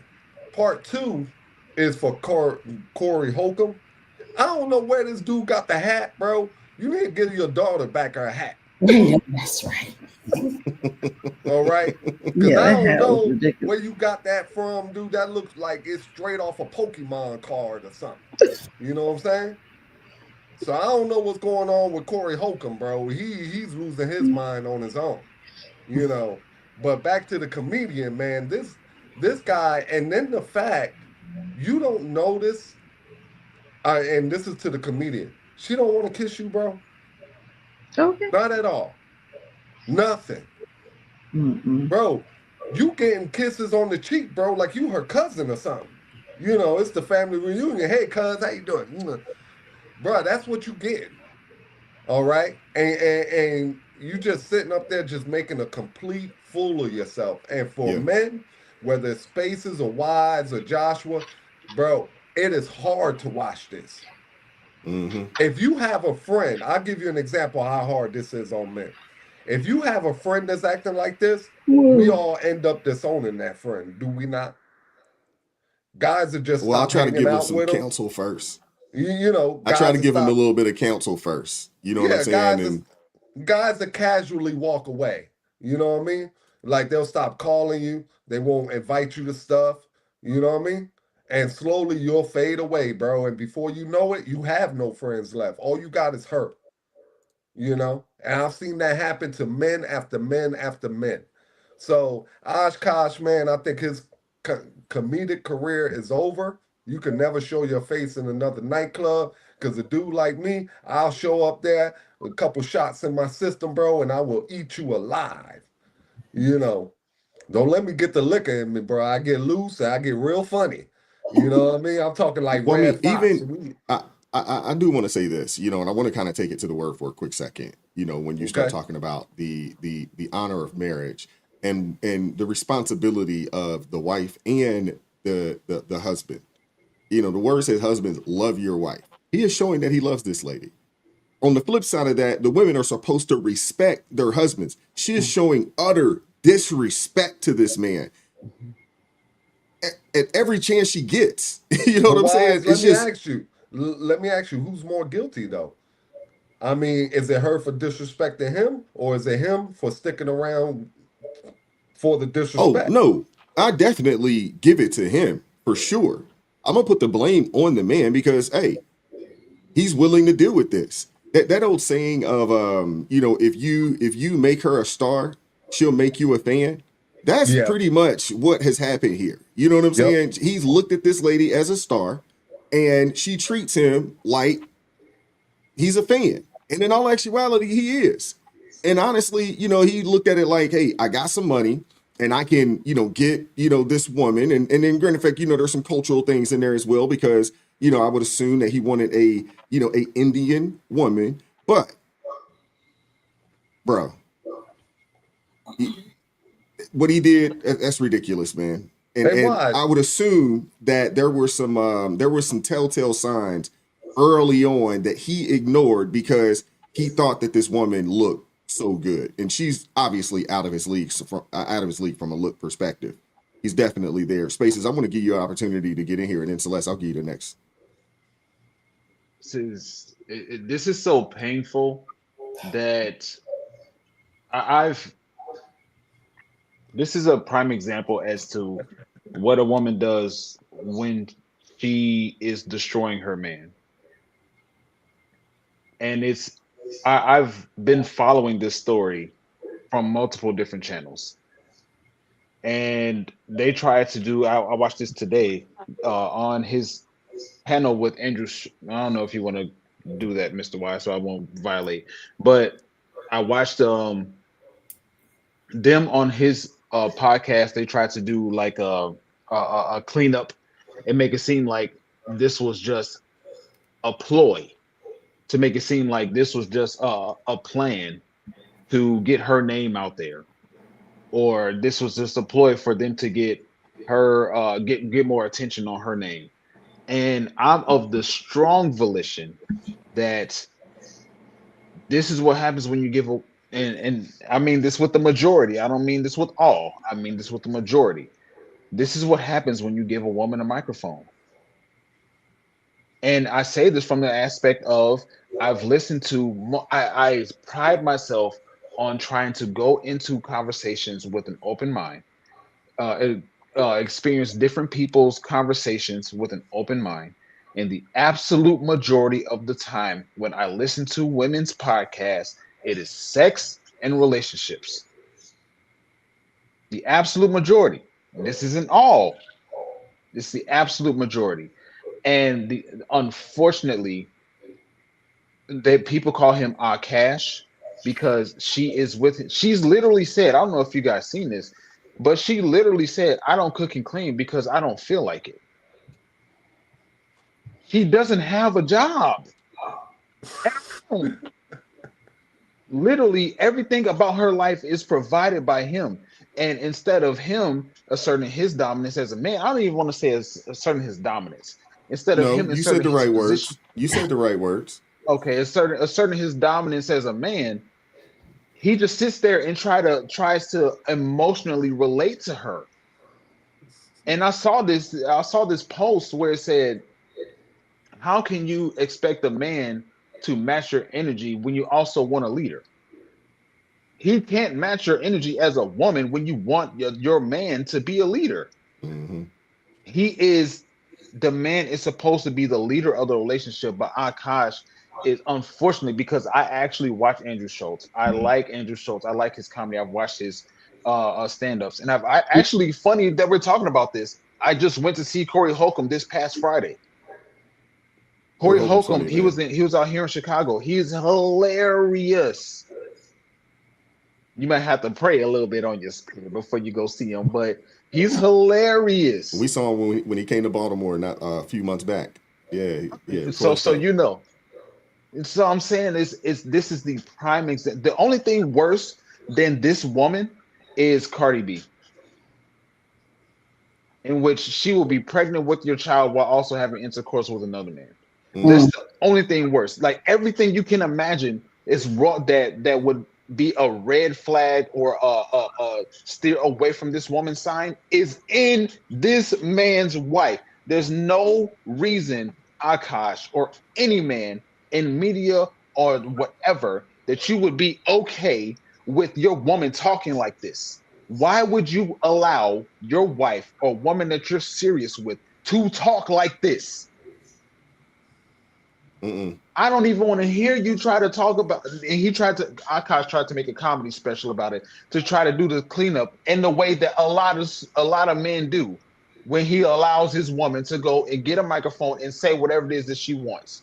The only reason why she's trying to do or they're trying to do cleanup is because this whole thing blew up.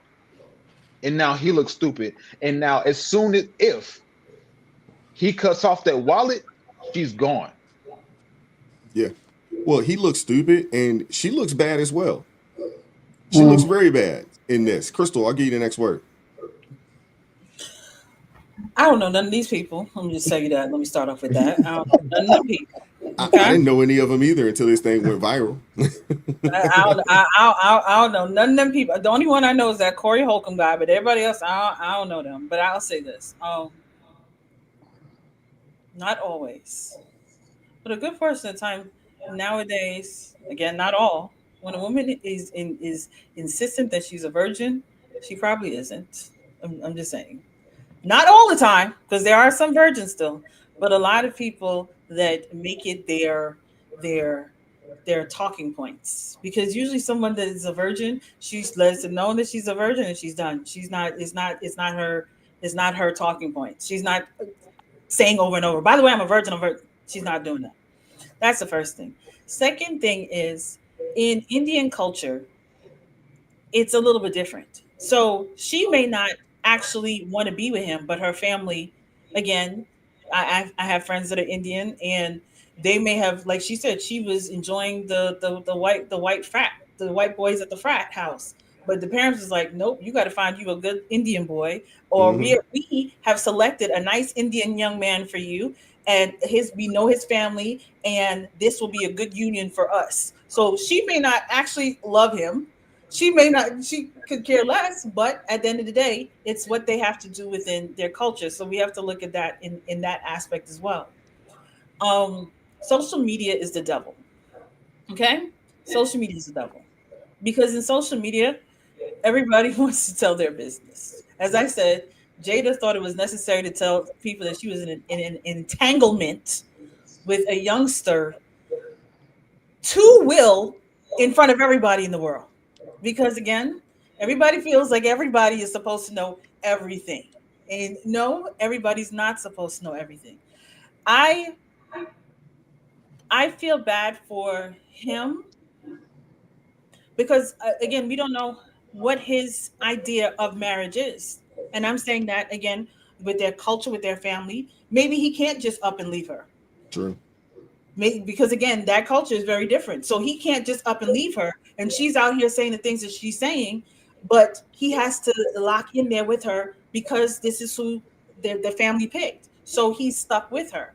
So and trying to assert your dominance, you would want to, but at the same time,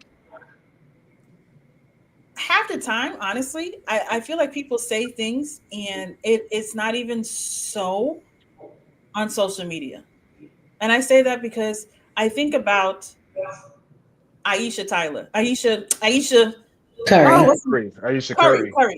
Curry. I think about her and all the things that she said, and I'm like, girl, stop talking. Stop talking. Stop talking. Why are you talking? But a lot of people, and it's like, is that really you, or are you just saying that because it's going to get everybody speaking? Because one thing she said, Aisha said, was she was upset that no one was looking at her, no one was sliding up in her DMs, no one was thinking of her, so she had to curve her image so people could see her a certain way. This girl, did she get run through in college? Maybe, maybe not. Maybe she wants to fit in this culture so that, again, that, dare I say, that Kim Kardashian lifestyle. So now you just up your stock, quote unquote. So people, it may look bad to us because we're us, but in the world, like, her stock is up because, okay, so she's one of them hot girls. Let's see what she can do. Because again, you follow the Kim Kardashian, the Cardi B's, all of those. These people, when they are out here, think about the girl who decided she was going to do the world record of how many people she can, her stock up in the air. So when we're sitting here saying he looks bad, she looks bad, because that's us. We have morals, we have values. There's things that we're saying, that's not good. But in the world, the girl might go get a new fragrance line. She may get a whole show. She may get all them things. So I don't know if it's as bad as we think. Now for It's that bad, Crystal. No, I'm saying it's that bad. Think about this. How many people go viral and can't actually capitalize on it? She's not funny. She's not funny. She's only famous because she's told her business. That's not sustainable. No, it's but not sustainable. And if you get on OF, maybe she runs a little bag for maybe a year or so. But for the most part, you know how this internet thing works.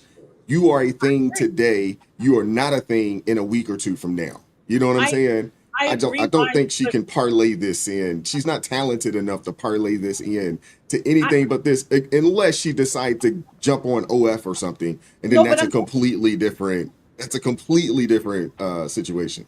But see, that's where I don't agree on that part, because again, Kim turned it into a whole, and what talent does Kim Kardashian have? Like, she doesn't, but everybody can't emulate Kim Kardashian, and actually Kim. Yeah. It's the point. It's the point that I made.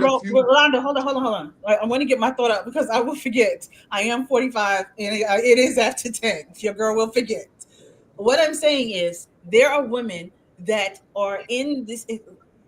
Dare I say it? And I hate to say it. Wasn't Chris Bosh's wife one who was ran through the NBA? And she parlayed a whole entire life, allegedly, for herself. There's so many women in the industry, and that's why I say, outside of this world, our regular everyday world, it looks bad to us. Him as a comedian, it looks really bad for him. But there are a lot of women that have parlayed a whole lifestyle. I mean, my goodness, Portia from Real Housewives of Atlanta has parlayed a whole entire life. I'll give you that. Can I ask you a question real quick? Where is the hot tour girl at now? Where is she at? Money. She's still she ain't making no money. That daggone podcast is done. No, not from that. She's making like what you call, but she wasn't even pretty. There's a difference between the hot tour girl and this one. That's what I'm saying. Again, there has to be something in there. So Kim, she's a looker apparently. Portia is a looker. This girl, she's a beautiful Indian girl. So again, in our world, it doesn't seem normal, but in Hollywood, in the entertainment industry, she can parlay something. I don't know what it is, but she can parlay something because she doesn't need a talent. She's just a looker. And people like Well, lookers. Crystal, Men like lookers. That's the story with Crystal, most women, though. Look at remember that. 3 Somebody weeks said ago, hot tour was hot. remember 3 weeks, remember 2 to 3 You weeks better put ago, some I made respect this on her point. name. I made this point on this show where I told you, I said, a woman's reputation will destroy a man. Facts. Okay, and I said that here, and that's what you're seeing right now, the beginning of the destruction of this man, because he's a comedian. He has to go to these nightclubs. It's bad enough when the audience doesn't have dirt on you and they still try to heckle you. So imagine when they got this. This man he's done. He's done. He's not going to be able to show up at any comedy factory, comedy store, pick one of the places. He's not going to be able to show his face in there. Other But what I'm comedians going to saying is clown that there are him. bad girls. The There are bad audience is girls going to that clown are. him. And if he divorces her, she's going to take a portion of what he's made. Yeah. So he is cooked. But what I'm saying is bad girls. But no, I'm saying that there are bad girls that win. That's all I'm saying. I don't support it. I don't agree with it. But what you have seen quite often in this world, because Chris Bosh, when he was playing, he didn't lose his status, knowing the things that we knew about her. He didn't lose his status. What do you call it? Michael Jordan. Chris Bosh. Yeah, well, Chris Bosh has no career after basketball. You don't see Chris Bosh on ESPN. You don't see You're Chris not Bosh understanding what I'm hosting saying, games or Rolando. nothing like that. Chris Bosh is living on the money that he's made. Because Rolando, at the that end is of the not what day, I'm saying. I am saying that in giving today's you the world, perspective. you're No, I'm giving giving you the you're giving a perspective backwards from a man. perspective.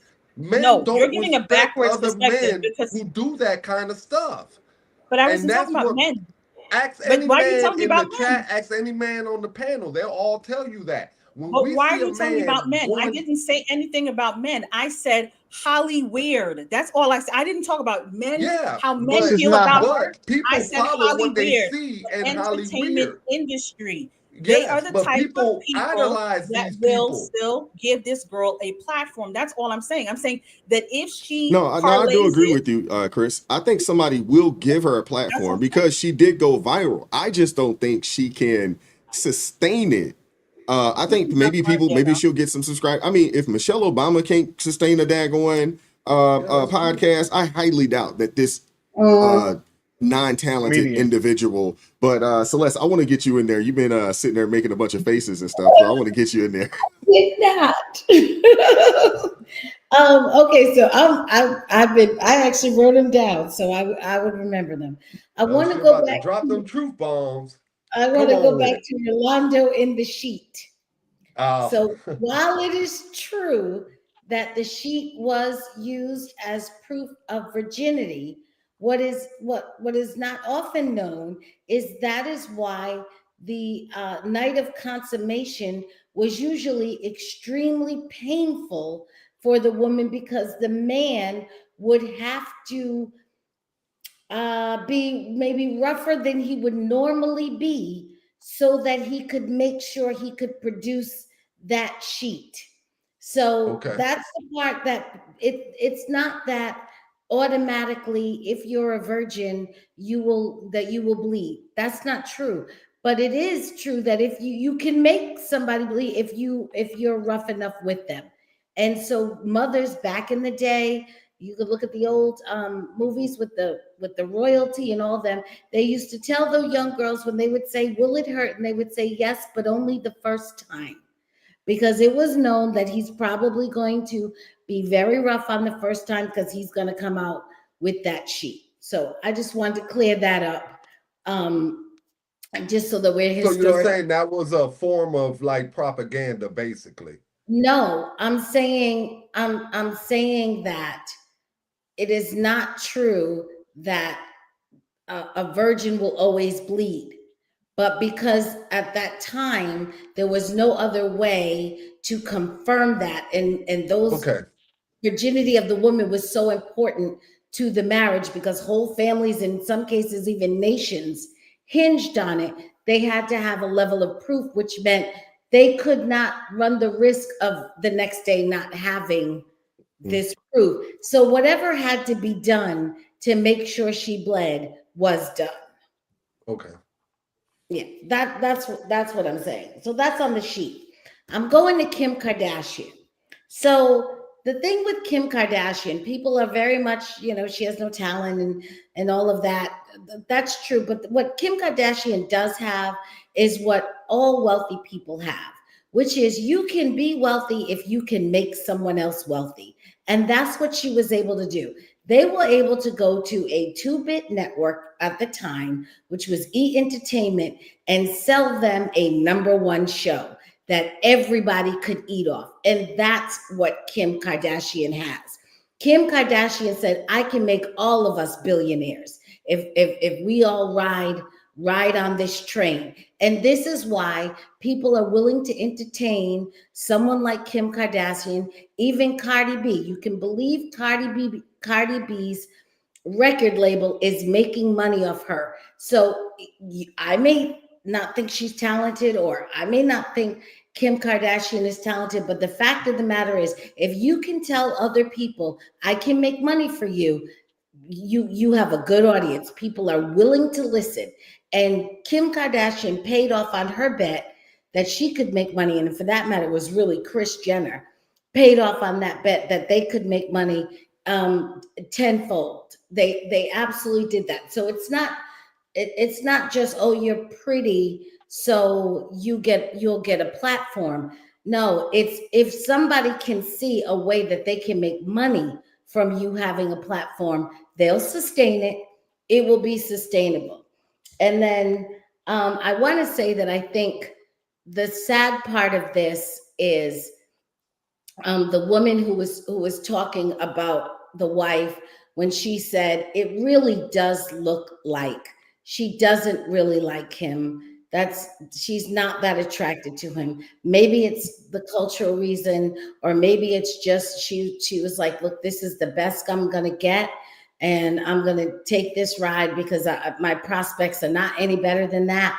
But I don't get the sense that she likes him very much, or that he's the man of her dreams. And in fact, it kind of brings it back to me, kind of full circle to the first video. This is the danger in the idea of settling for the guy you can live with. Because it's going to be hard to spend a lifetime with someone you don't really like.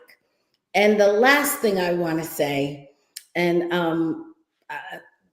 hear me out on this one, I am noticing that the men on this panel, I believe, are reflective of the men in the population, find this embarrassment, which it is, to be absolutely abhorrent. Like, this is the worst thing that you can possibly do. Y'all are so serious about this. And I want to say this honestly, and I know because you all feel this so deeply, I'm asking you to believe me with this. I think that when you say, like Rolando said the last time we were together, that a man's reputation is so serious, or the reputation of his woman is so important to him. I really want to tell you again, I do not believe a lot of women understand how important it is to you. I don't think that they do. I think when we sit here and see you all, Spaces said, this is what it looks like when you are trying to destroy a man. And I agree with him, but it almost sounds like a premeditated murder. Like, it is almost the equivalent for you all. Celeste, it really is that serious for men. And I believe you. When I see a man do that, have you ever seen that video on the London train where the guy's doing like a little model shoot right in front of the door, and right before the door closed, the guy kick him in the back? That's what most of the men that want to do the Oshkosh thing right now. We just want to kick him in the back and throw him off the train. Like, so bro, I you can't believe even you. be on this And train. the reason I believe you is because what I understand about men is that men gain their sense of self in relation to other men. So in the society of men, he has been made a fool. in the society of men, and no other men that are looking on go, I hope no woman ever does that and makes me walk in a room where I have to hold my head low and look a fool. That is very different for women. This woman, as crass as she is, sitting on the internet talking about how she was, wilding out in the frat houses and ran through and all of that, she can go back to the society of women and they are not going to ridicule her like that. It's not true for us. No, not at all. She will be accepted in the sister circle. She can make amends. She could say, I was wrong. She could say, I didn't know. I wish I hadn't done that, but I've changed, and she will be embraced in the sisterhood. She can be redeemed. She can be recovered, all of that. So what we don't understand is when a mock like that is put on you, 20 years from now, your boys will still be like, yeah, but remember that time your wife? You know what I mean? Like y'all never can get past that, which is why it is so important to you. And you're right for it to be that important to you. But I promise you, young women and women in general do not understand that the way they hold themselves, the way they carry themselves, and the way they walk in this world means so much to you. It really is almost life and death. It definitely is, but I go right back to the word, and the word says, wives, respect your husbands. And that just goes to let you know how important respect is to us. No, it's not the respect. It says respect, but if you asked me right now, how should I respect you? Yeah. Okay. I'm gonna, but the way I think of it may not be what you think. Okay, I get what you're saying. You're losing me. I get what you're saying. You're losing me. Go ahead, Spaces. I knew, Spaces, you were shaking your head the whole time. Go ahead, Spaces. About to lose it over there. I'm saying like you don't determine what your man deems as respect. No, I'm saying I don't know what it is. That's what she was saying. I don't know what it is. I'm not aiming at you specifically, Miss Les. I have much respect. No, you can. You can. I'm telling you, I don't know what it is. If I would ask him, how can I respect you? I want you to tell me how to do it, because I'm not going to believe I know. The unfortunate fact about that is a lot of women don't have that same sentiment as you. A lot of women go into a situation. They don't know. They don't know. They don't know. That's the unfortunate fact about it. And, it's crazy because we have the conversation, and we don't need to go down this rabbit hole, but the absolute majority of children are being raised by women, but also those children don't know what it means to have a successful relationship. Girls aren't raised to know what it means to be under the tutelage of a man, and a man don't know what it means to be a man of discernment and a man of stoicism at the same time. Right. You know what I'm saying? So when it comes to this Akash thing, I was shaking my head so much because it wasn't necessarily that I was disagreeing with anything you or anyone else was saying, but it's just like, bro, fellas, if she has a social media presence, a high social media presence, look at her social media, because I specify this. I want to specify this. Do not automatically write her off because she has a social media presence. Look at her social media, bro. Look at her social media, because if she presents herself listen, I said this is a phrase that I go by. Women and careers don't mix. And by that I mean, when it comes to careers, their careers become their child. Their careers become their husband. Their career becomes their number one priority in a way that you will always have to come second or third to. So the woman that you want is a woman that doesn't either has a minimal to low social media presence, and she's not showing herself in a certain way that you will not deem as embarrassing to you as a man in the long term. Mm-hmm. There's no way I can believe that Akash, being a virgin going into their marriage, whenever they did whatever, they consummate the marriage or whatever it was, the first time they did whatever they did, second time, third time, that she exhibited the idea that she was a virgin after having all the experiences that she had in college. Okay, can I tell you? Well, they women know how to fake it. Like, come You on would now. not know that. If this dude doesn't know any better, but I want to say this right here, and I want to toss this out to the women. And Dion, I want to get you on this conversation because you're making faces too, but you hadn't actually said anything yet. We got to get you in on this. I was listening to something about 4 or 5 days ago, and it was a podcast, and they were talking about this particular story, and it was a young lady who's also happens to be Indian, and she was talking about doing the same things, but still maintaining, her virginity, her innocence, but still maintaining, meaning she was doing everything else but the actual intercourse, you know what I'm saying? You know what I'm saying? I don't want to be too graphic. I'm trying not to be too graphic. Now, I want to say this. What this young lady was saying is that there was a form of intercourse, but it's not the form of intercourse that would allow you to have a child. I'm going to leave it there. Hopefully you guys have an understanding of where I'm going with this.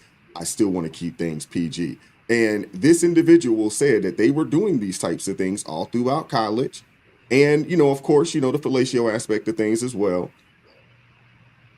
But still considered themselves to be virgins because they hadn't actually had intercourse in a way that would produce a child. And they considered themselves virgins. So maybe this young lady is saying, yeah, she was, popping her, what, all through, but she wasn't actually, doing it in that manner, trying to keep it PG. Dion, I want to get you in there, and I want to hear from the ladies on that. Yeah, what do you have to say about that one? The way you described right towards the end there, it made me straight up remember about a former president saying, I did not have what relations with that woman. Come on now. He said he did. So I hope that we don't hear, in this day and age of mental fragility and egos, these big egos that people have when they're in the public eye and all that. I hope we don't hear later that he snaps on her because she has embarrassed him in his profession, embarrassed him as far as his family, his culture, because I didn't know about, for instance, women of this ethnicity coming and wilding out when they come to America, or anybody coming to America and wilding out like that, and then going back home to their country and making like nothing ever happened. I'm like, first, why in the world would you want to be the type of female that, yeah, I went out and I got ran through by the whole, I don't understand that concept at all. But I just keep thinking about and hoping that we don't hear sometime in the near future that this young man snapped out and did something to this woman, because or to himself, right? Absolutely. Yeah. Because I can just see, you visualize him just sitting in a room and the whole thing just caving in on him. There's not too many people that can handle something like that, especially if you're not one that, if you don't have a solid footing in the God of the Bible, as far as I'm concerned. What in the world do you have that's going to stop you from flipping like that? Because we know, within the Christian family, we know that, we're all image bearers of God. And so you don't have the right to, even though it can happen, you can be a Christian and get to your wits end and do something horribly, tragically wrong. You can. But someone who's really following the faith, really following Christ, that's the only someone I can see who maybe wouldn't flip out on this, but I'm expecting, and I had never heard about this story before tonight, but I'm hoping not to hear something very tragic and very horrible happen to this young lady, because she wilding. She is wilding. I would agree with that. Hit the like button for me. We're gonna keep it moving. Last topic of the day, and we're gonna get up out of here. And we're gonna get out of here on time today. On time. Wise, to the ladies, to all the ladies watching, this is a textbook example of hoflation. Okay? So if you ever wanted to know the definition of hoflation, this is it right here. All right? That's all I wanted to say.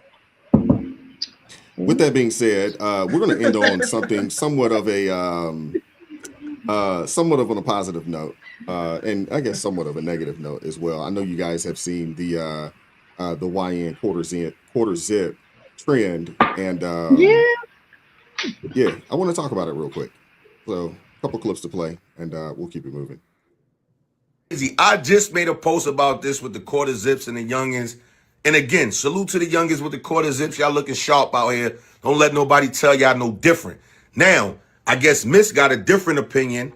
This popped up, and this is what's going on. Women calls out black men over new quarter zip trend. Listen to what she said. I understand what men in general, but especially black men's obsession is with defining themselves by their clothing and not really actively doing any. It's not deeper than just like, well, we can put on suits. I can also put on a suit. What is the point that you're trying to make here? Like, it's like costume. Like, let's dress up as the social idea of success or productivity or decent, productive human being. I don't even understand what y'all are trying to communicate to us. Associating yourself with this, like, stereotypically white style. See how that's, one, offensive to you as a black person, upholds white supremacy, but is also reductive of your, like, humanness. I don't know. It's like everything all the time with them. Nothing latches. So y'all heard her, right? But look, listen here, miss. First, let me attack the white thing. You attack, oh, y'all. Trend is anti-black.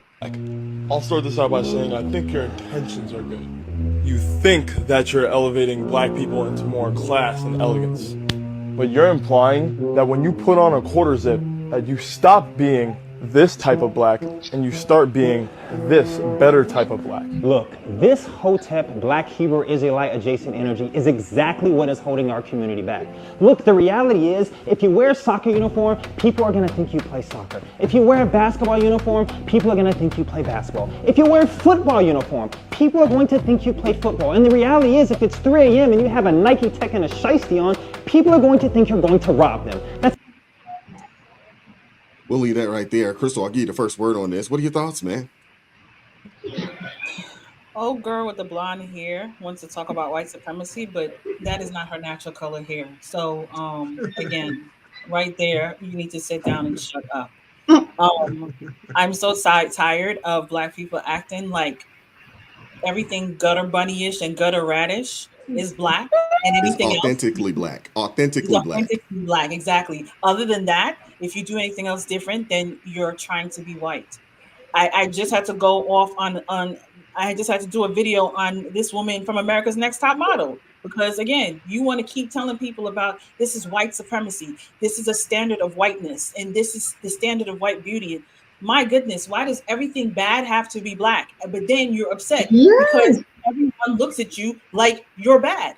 You want everybody to think that. And the fact that she decided to step up there and to tear down the brothers for doing something right, for looking good, for putting themselves together, that's to tell you the type of woman that she is. And again, I don't mess with gutter bunnies and gutter rats. They can keep that mess for themselves. I applaud all of the quarter zip. I love when they throw on the suits. I love that they're trying to up their game, because again, you dress for what you want in life. You dress for success. You're either dressing to be seen as, and I had these conversations with my own son, and he was upset for certain things when he wanted to dress a certain way. And I was like, listen, again, the first impression is very important. People, you have to think what people perceive when they see you. And it's not a black thing, it's not a white thing, it's just in general. If I see somebody with things coming out their face and all kinds of 666 tattooed across their forehead, it don't matter if you black, white, Hispanic, Asian. I'm walking like 10 miles down the street away from you because you seem crazy. You seem like you got problems. So again, perception is reality. You should dress the part. And I commend those black men. I love the black guy in the suit who pointed out the uniforms because everyone has something that they put on. And again, you see those guys walking around in those outfits, not the good ones, and have on those ski masks. Usually, especially here in the A, because we've seen videos of it, they're walking around here with all type of weaponry looking to attack somebody. They're not looking to do anything good. They're not looking for anything good. They're looking for something bad. So keep it up, brothers. I commend y'all. I gotta say, I love it. I love it. Me It's such a better look than these youngins with half their butt cheeks out or all of their butt cheeks out. I think they make pants like that. I heard they make pants that stop like right under the cheek, which I think is ridiculous. I can't stand it. Oh my goodness, man. When I see my youngest son try to act like he want to, dude, pull your pants up in my presence. Pants up, bro. I can't stand it. And the fact that you have this young black woman get on this internet and disparage young men who decide that, hey, we want to look presentable, we want to look professional. I just don't understand it. We sometimes black people can be their own worst enemies, man. Absolutely. To be honest with you, we got a positive trend going on, and you have people that have negative things to say. And when did dressing a certain way make you either more black or more white? Like I don't understand this. Putting on a sweater and a button up or quarter zip or whatever the case may be doesn't make you white. Like, what are we talking about, man? Have you guys not seen pictures, from the 20s, 30s, and 40s? Everybody was suited and booted back in that time frame. Even if you guys remember, do you guys remember the 5 Heartbeats? Do you guys remember that movie from back in the day? 5 Heartbeats. Them dudes every day had on, a suit every day, even if it was mismatched. You know what I'm saying? They made sure they had a button up on, nice blazer, nice slacks, shoes. Shoes might be, they might not be the best. Suit might be a little on the tighter side of things or mismatched, but they tried to look presentable. What's wrong with the youngins out here trying to look presentable? I don't see a problem with it. And when I was coming up, we had phases. When I was in high school, I went to high school in the 90s. My son said that I'm old because I went to high school in the 90s. But we had phases. We had phases when it was the Dickies. It was Dickie suits a year, high-tech boots. It was, and then we had a phase where we did go the preppy style. We had the polo, the Nautica, the Tommy Hilfiger, the Eastland boots. I don't know if you guys remember them joints. You know what I'm saying? Like, we had those moments. And if you couldn't afford Eastlands, what was the other one? It started with an S. Oh my goodness. I can't even think of it right now. But we had those moments. You know what I'm saying? And I don't see anything wrong with people trying to present themselves in a better way. I don't see anything wrong with that. And why are people out here trying to tear these young men down for doing it? And if you are a young man that is doing this, that's deciding to make that change, you're almost looking at it like, when you hear this, it's like, man, I'm danged if I do, I'm danged if I don't. You know what I'm saying? I'm out here. If I look one certain way, y'all calling me a YN and a thug.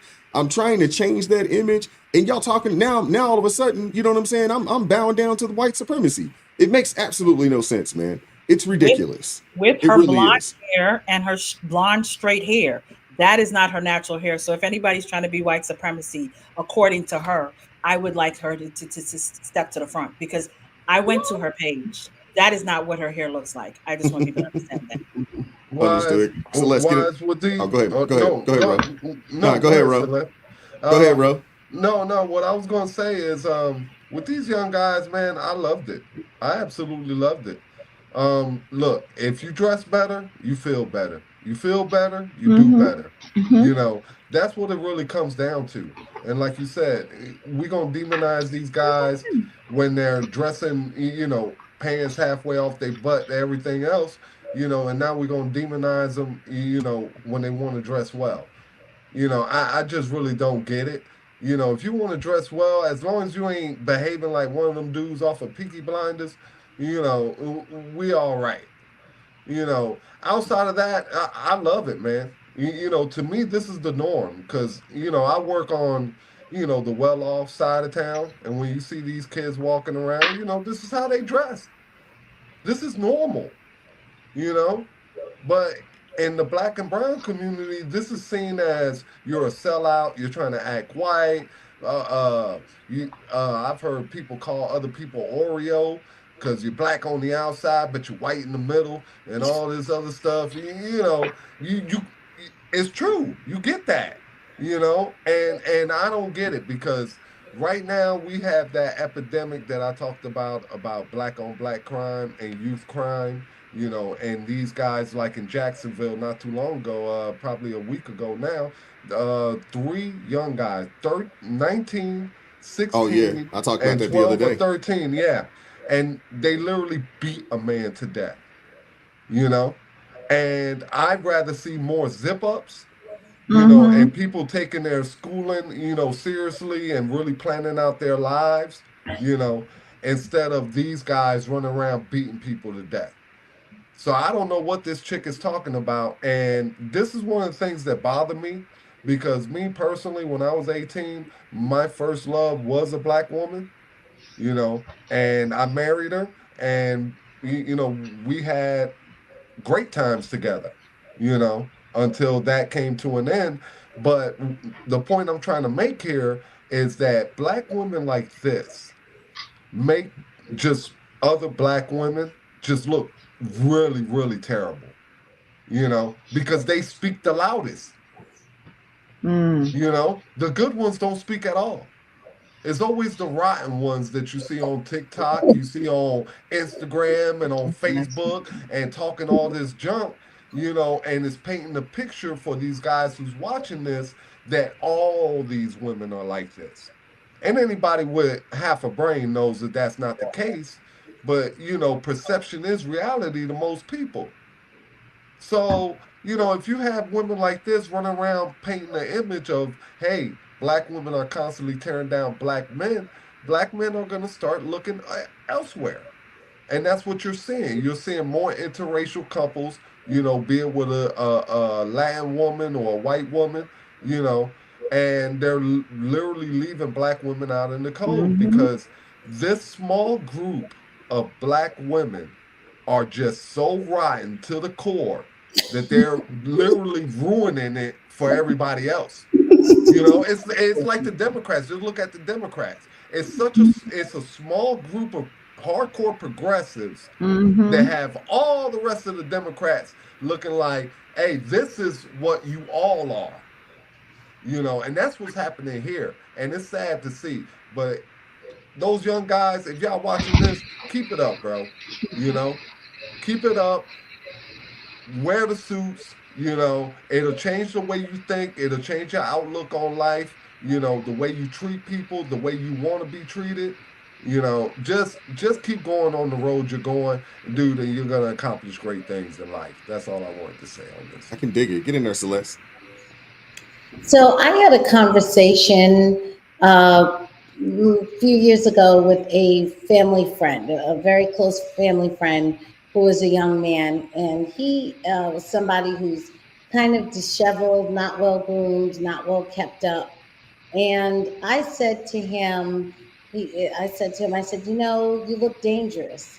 And he said, well, what do you mean dangerous? And I said, well, you look like no one loves you.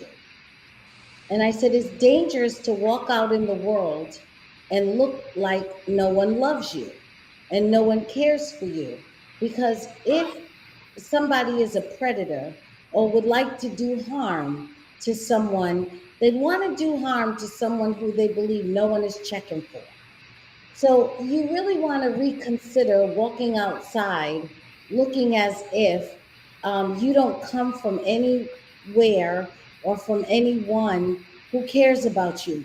Like you're just out here floating around in this world. I said it's a dangerous way to present yourself. It's very unsafe. And I think that, first of all, I want to say I love the quarter zip movement. I love it so much. I want it to expand. I hope they go further in the movement and take it beyond the quarter zip into all of the other attributes that they believe that lifestyle represents, because I think it is very cool for people to look groomed and cared for and respected and part of a family and part of a community, and not like if I go missing, nobody would know and nobody would care. That is not the way you want to walk out. That is not the way you want to walk outside. And as for the so-called respectability politics, I have been waiting for respectability politics to come back. I think it's been gone too long. I love respectability politics. So as much of it as we can get, I say keep it coming. Spaces, get in there, bro. I heard, I guess you're on unk status now. You know what I'm saying? At your age, so you're not there with the youngins anymore. You in unk status. You had to correct us the last time we was on the show. So, what are your thoughts, on seeing the youngins, trying to change that perception? Use them in the way that they clearly want to be used. We just got done talking about Akash Singh's wife literally saying that she has no usefulness, but she wants to reap the benefits of you being the best man that you can be. He went into that marriage as a virgin man, according to the stories, thinking that she was also a virgin woman. But after this whole thing blows up, all of a sudden it was a ruse. And what she was saying about having her encounters with all of these frat men and all of these, use them in the way that they say that they want to be used. Women say like they want an experienced man, but they also don't want to be treated a certain way. Like you can't, no. Like you can't play both sides. You can't play both Women sides. want an experience. What do you mean experienced man? Like if you ask the absolute majority of women, would they voluntarily deal with a virgin man? They would deny that. How about that? That's why I say the absolute majority, and you have to really, and I'm trying to veer this away from individual experiences, but you have to ask this question to a 55-year-old woman versus a 20-year-old woman. So and I I don't know. have these conversations. So I'm saying this. It's like we have two. If you guys, not you guys, people in the playback, play this conversation in the playback and play it, this whole conversation through. We have a woman that's saying, "I don't offer anything. All I do is starfish the experience with my husband, and I reap the benefits of him being a multi-million-dollar man." And this woman is saying, you dressing like a professional man is not good enough. Apparently, to this woman, this younger woman, in the way that I just expressed, a man dressing in a half zip or whatever it was, is the same as dressing up in hoodie and the sweatpants. Okay, so it's the same thing. So we're supposed to know what it looks like, but as it pertains to what you deem is acceptable as a woman. You're not valuable. You don't bring nothing to that man. All you talking about is his outward experience, his outward presentation. You ain't said nothing about what he presents to you. You ain't said nothing about what he presents to the world as him being a man. You ain't said nothing about his capabilities, his education. All you talking about is his clothes. You dress how you want to be addressed.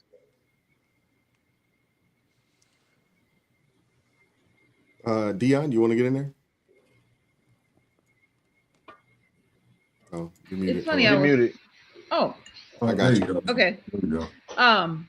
It's funny. I was just talking to a friend yesterday, And I was telling him about this whole quarter zip trend, and he hadn't heard about it, so I was just explaining. But anyway, one of the things that I mentioned was like for instance, my dad, and he grew up in the era. I guess he grew up in the 40s and 50s, and so I was saying how I was a full-grown adult before I ever saw my dad in blue jeans. Now, of course, he's clergy, so he walked around in suits. If he wasn't in a suit, he had on dress slacks and a button-up shirt. And it wasn't until how old was I? It had to be early 40s before I saw him in a pair of jeans. And I'm standing there like, who are you and what did you do with my father? Because he was just from that era where Black people cared about their appearance and the way they presented themselves It wasn't to just a black society. thing. My dad did it too. Go ahead. No, I was just wanted to throw You that know, in there. It wasn't just a black thing. My dad I'm did it too. sorry. Well, I mean, I'm just speaking from my perspective, but I forget that, not all of us are all Black. I'm sorry, Ro. But I'm just saying, and that of course coincides with the time that Black families were stronger and healthier, and all the things. Um, but I saw that clip with that young lady the other day too, and it's so funny that she would accuse these young men, because what they're doing is a great thing. I love to see it, but she was accusing these young men of almost. She was like, what are y'all doing? Is this?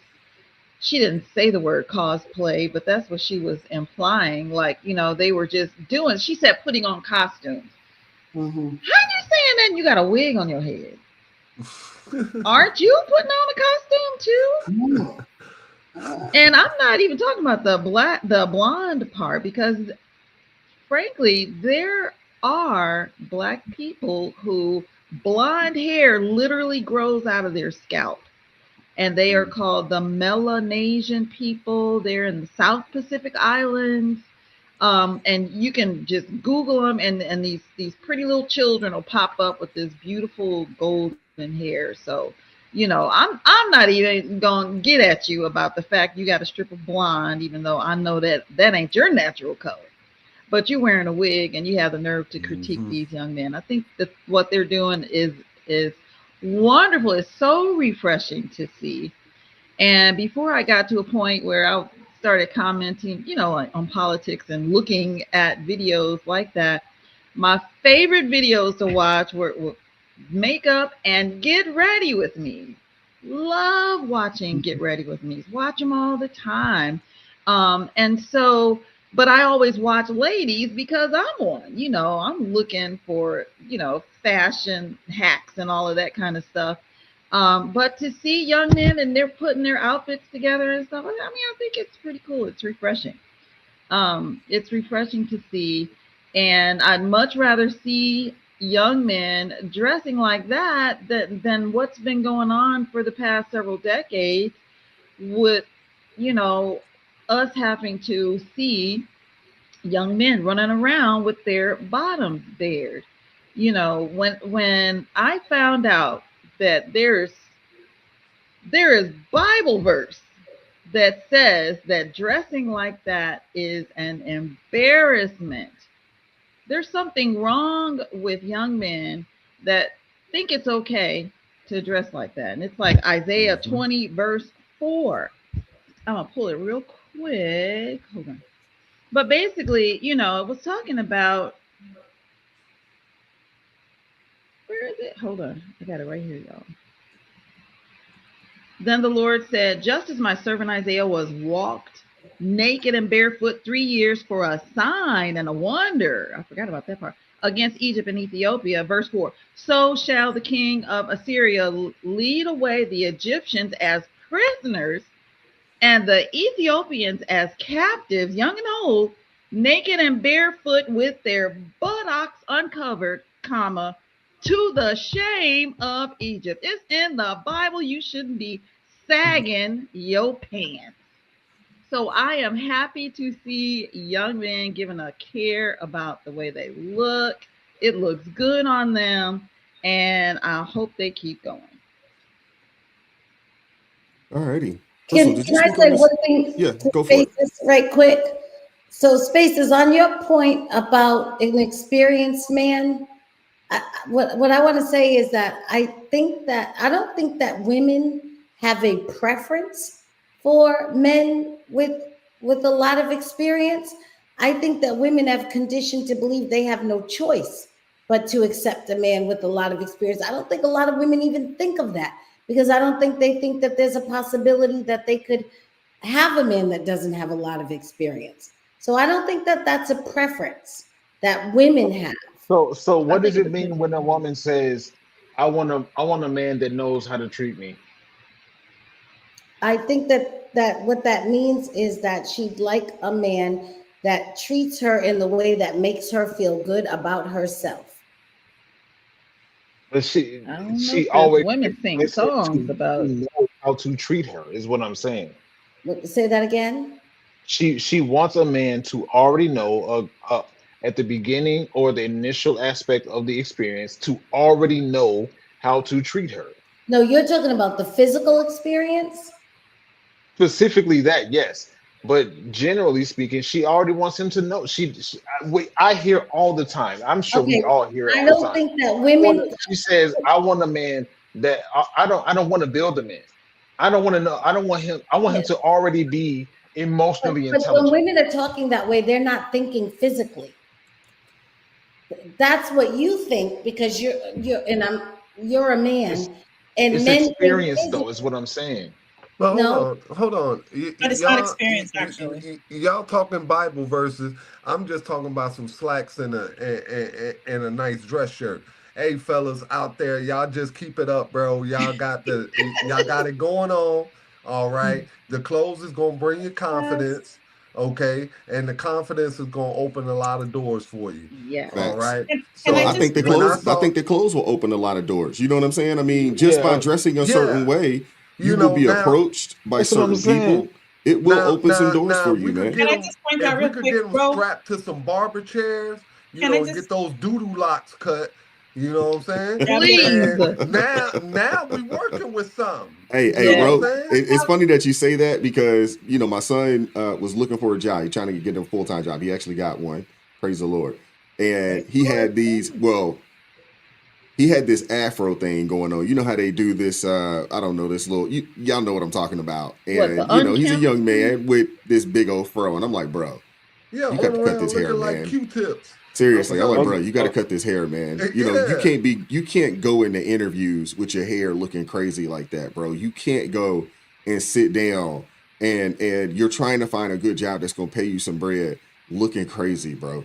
You can't do it. And he went and got his Tony, hair cut and he feels so good about it that he's come to me and was like, man, that was the best decision that I made. Like, and it Mhm. was his decision. I'm just there to give counsel. Why? I'm just there Why to they give gonna counsel. start finding, dude, with this new style? They're gonna start finding all the goodies in life that me, you enjoyed coming up. All right, making a trip to the barbershop, hooking up with the fellas, talking sports. While you getting your hair cut, talking about women, talking about this, that, everything that comes with it. These guys have to learn that, dude, when you change the way you dress, you change the way you think.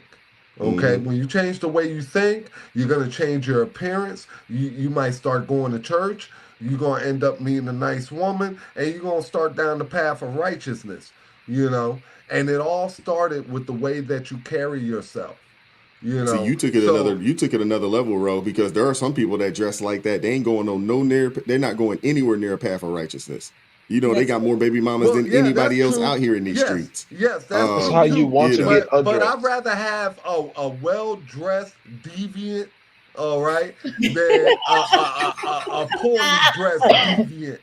Okay, So because dude, no matter what clothes you got on, I'm a semi deviant myself, so I can spot We one from know. a mile away.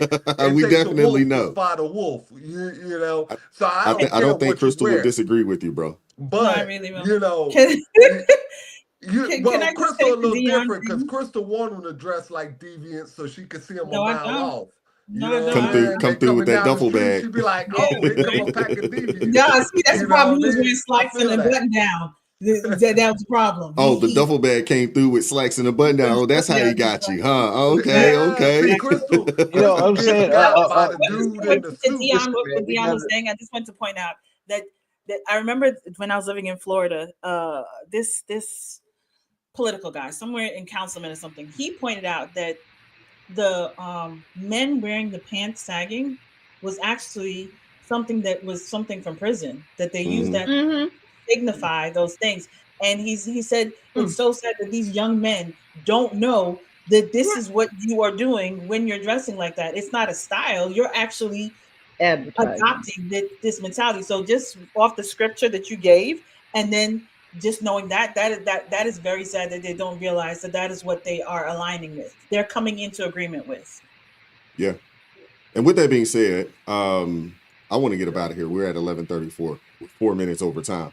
I appreciate you guys pulling up today. I want to make sure I show some love to Matumbo 3000 coming through with the $200 super chat. That's what I'm talking about, man.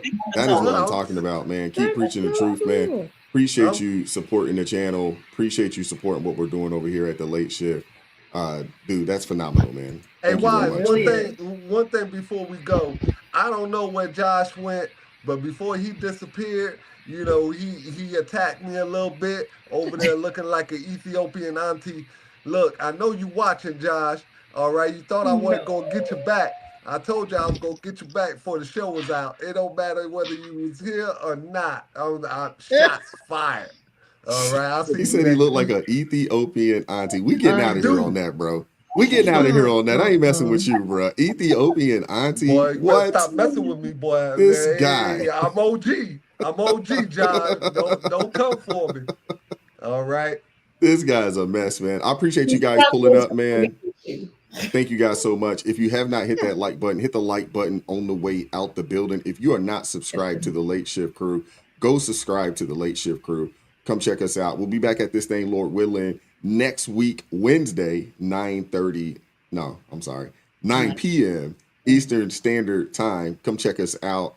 Thank you guys, man. We will see you all next time. Y'all take care, man. Peace. Peace. It's the Late Shift Crew. You already know. Handling this, stacking chips, money flow. It is what it is. Don't play with me. I'm on time, but it's the Late Shift. See.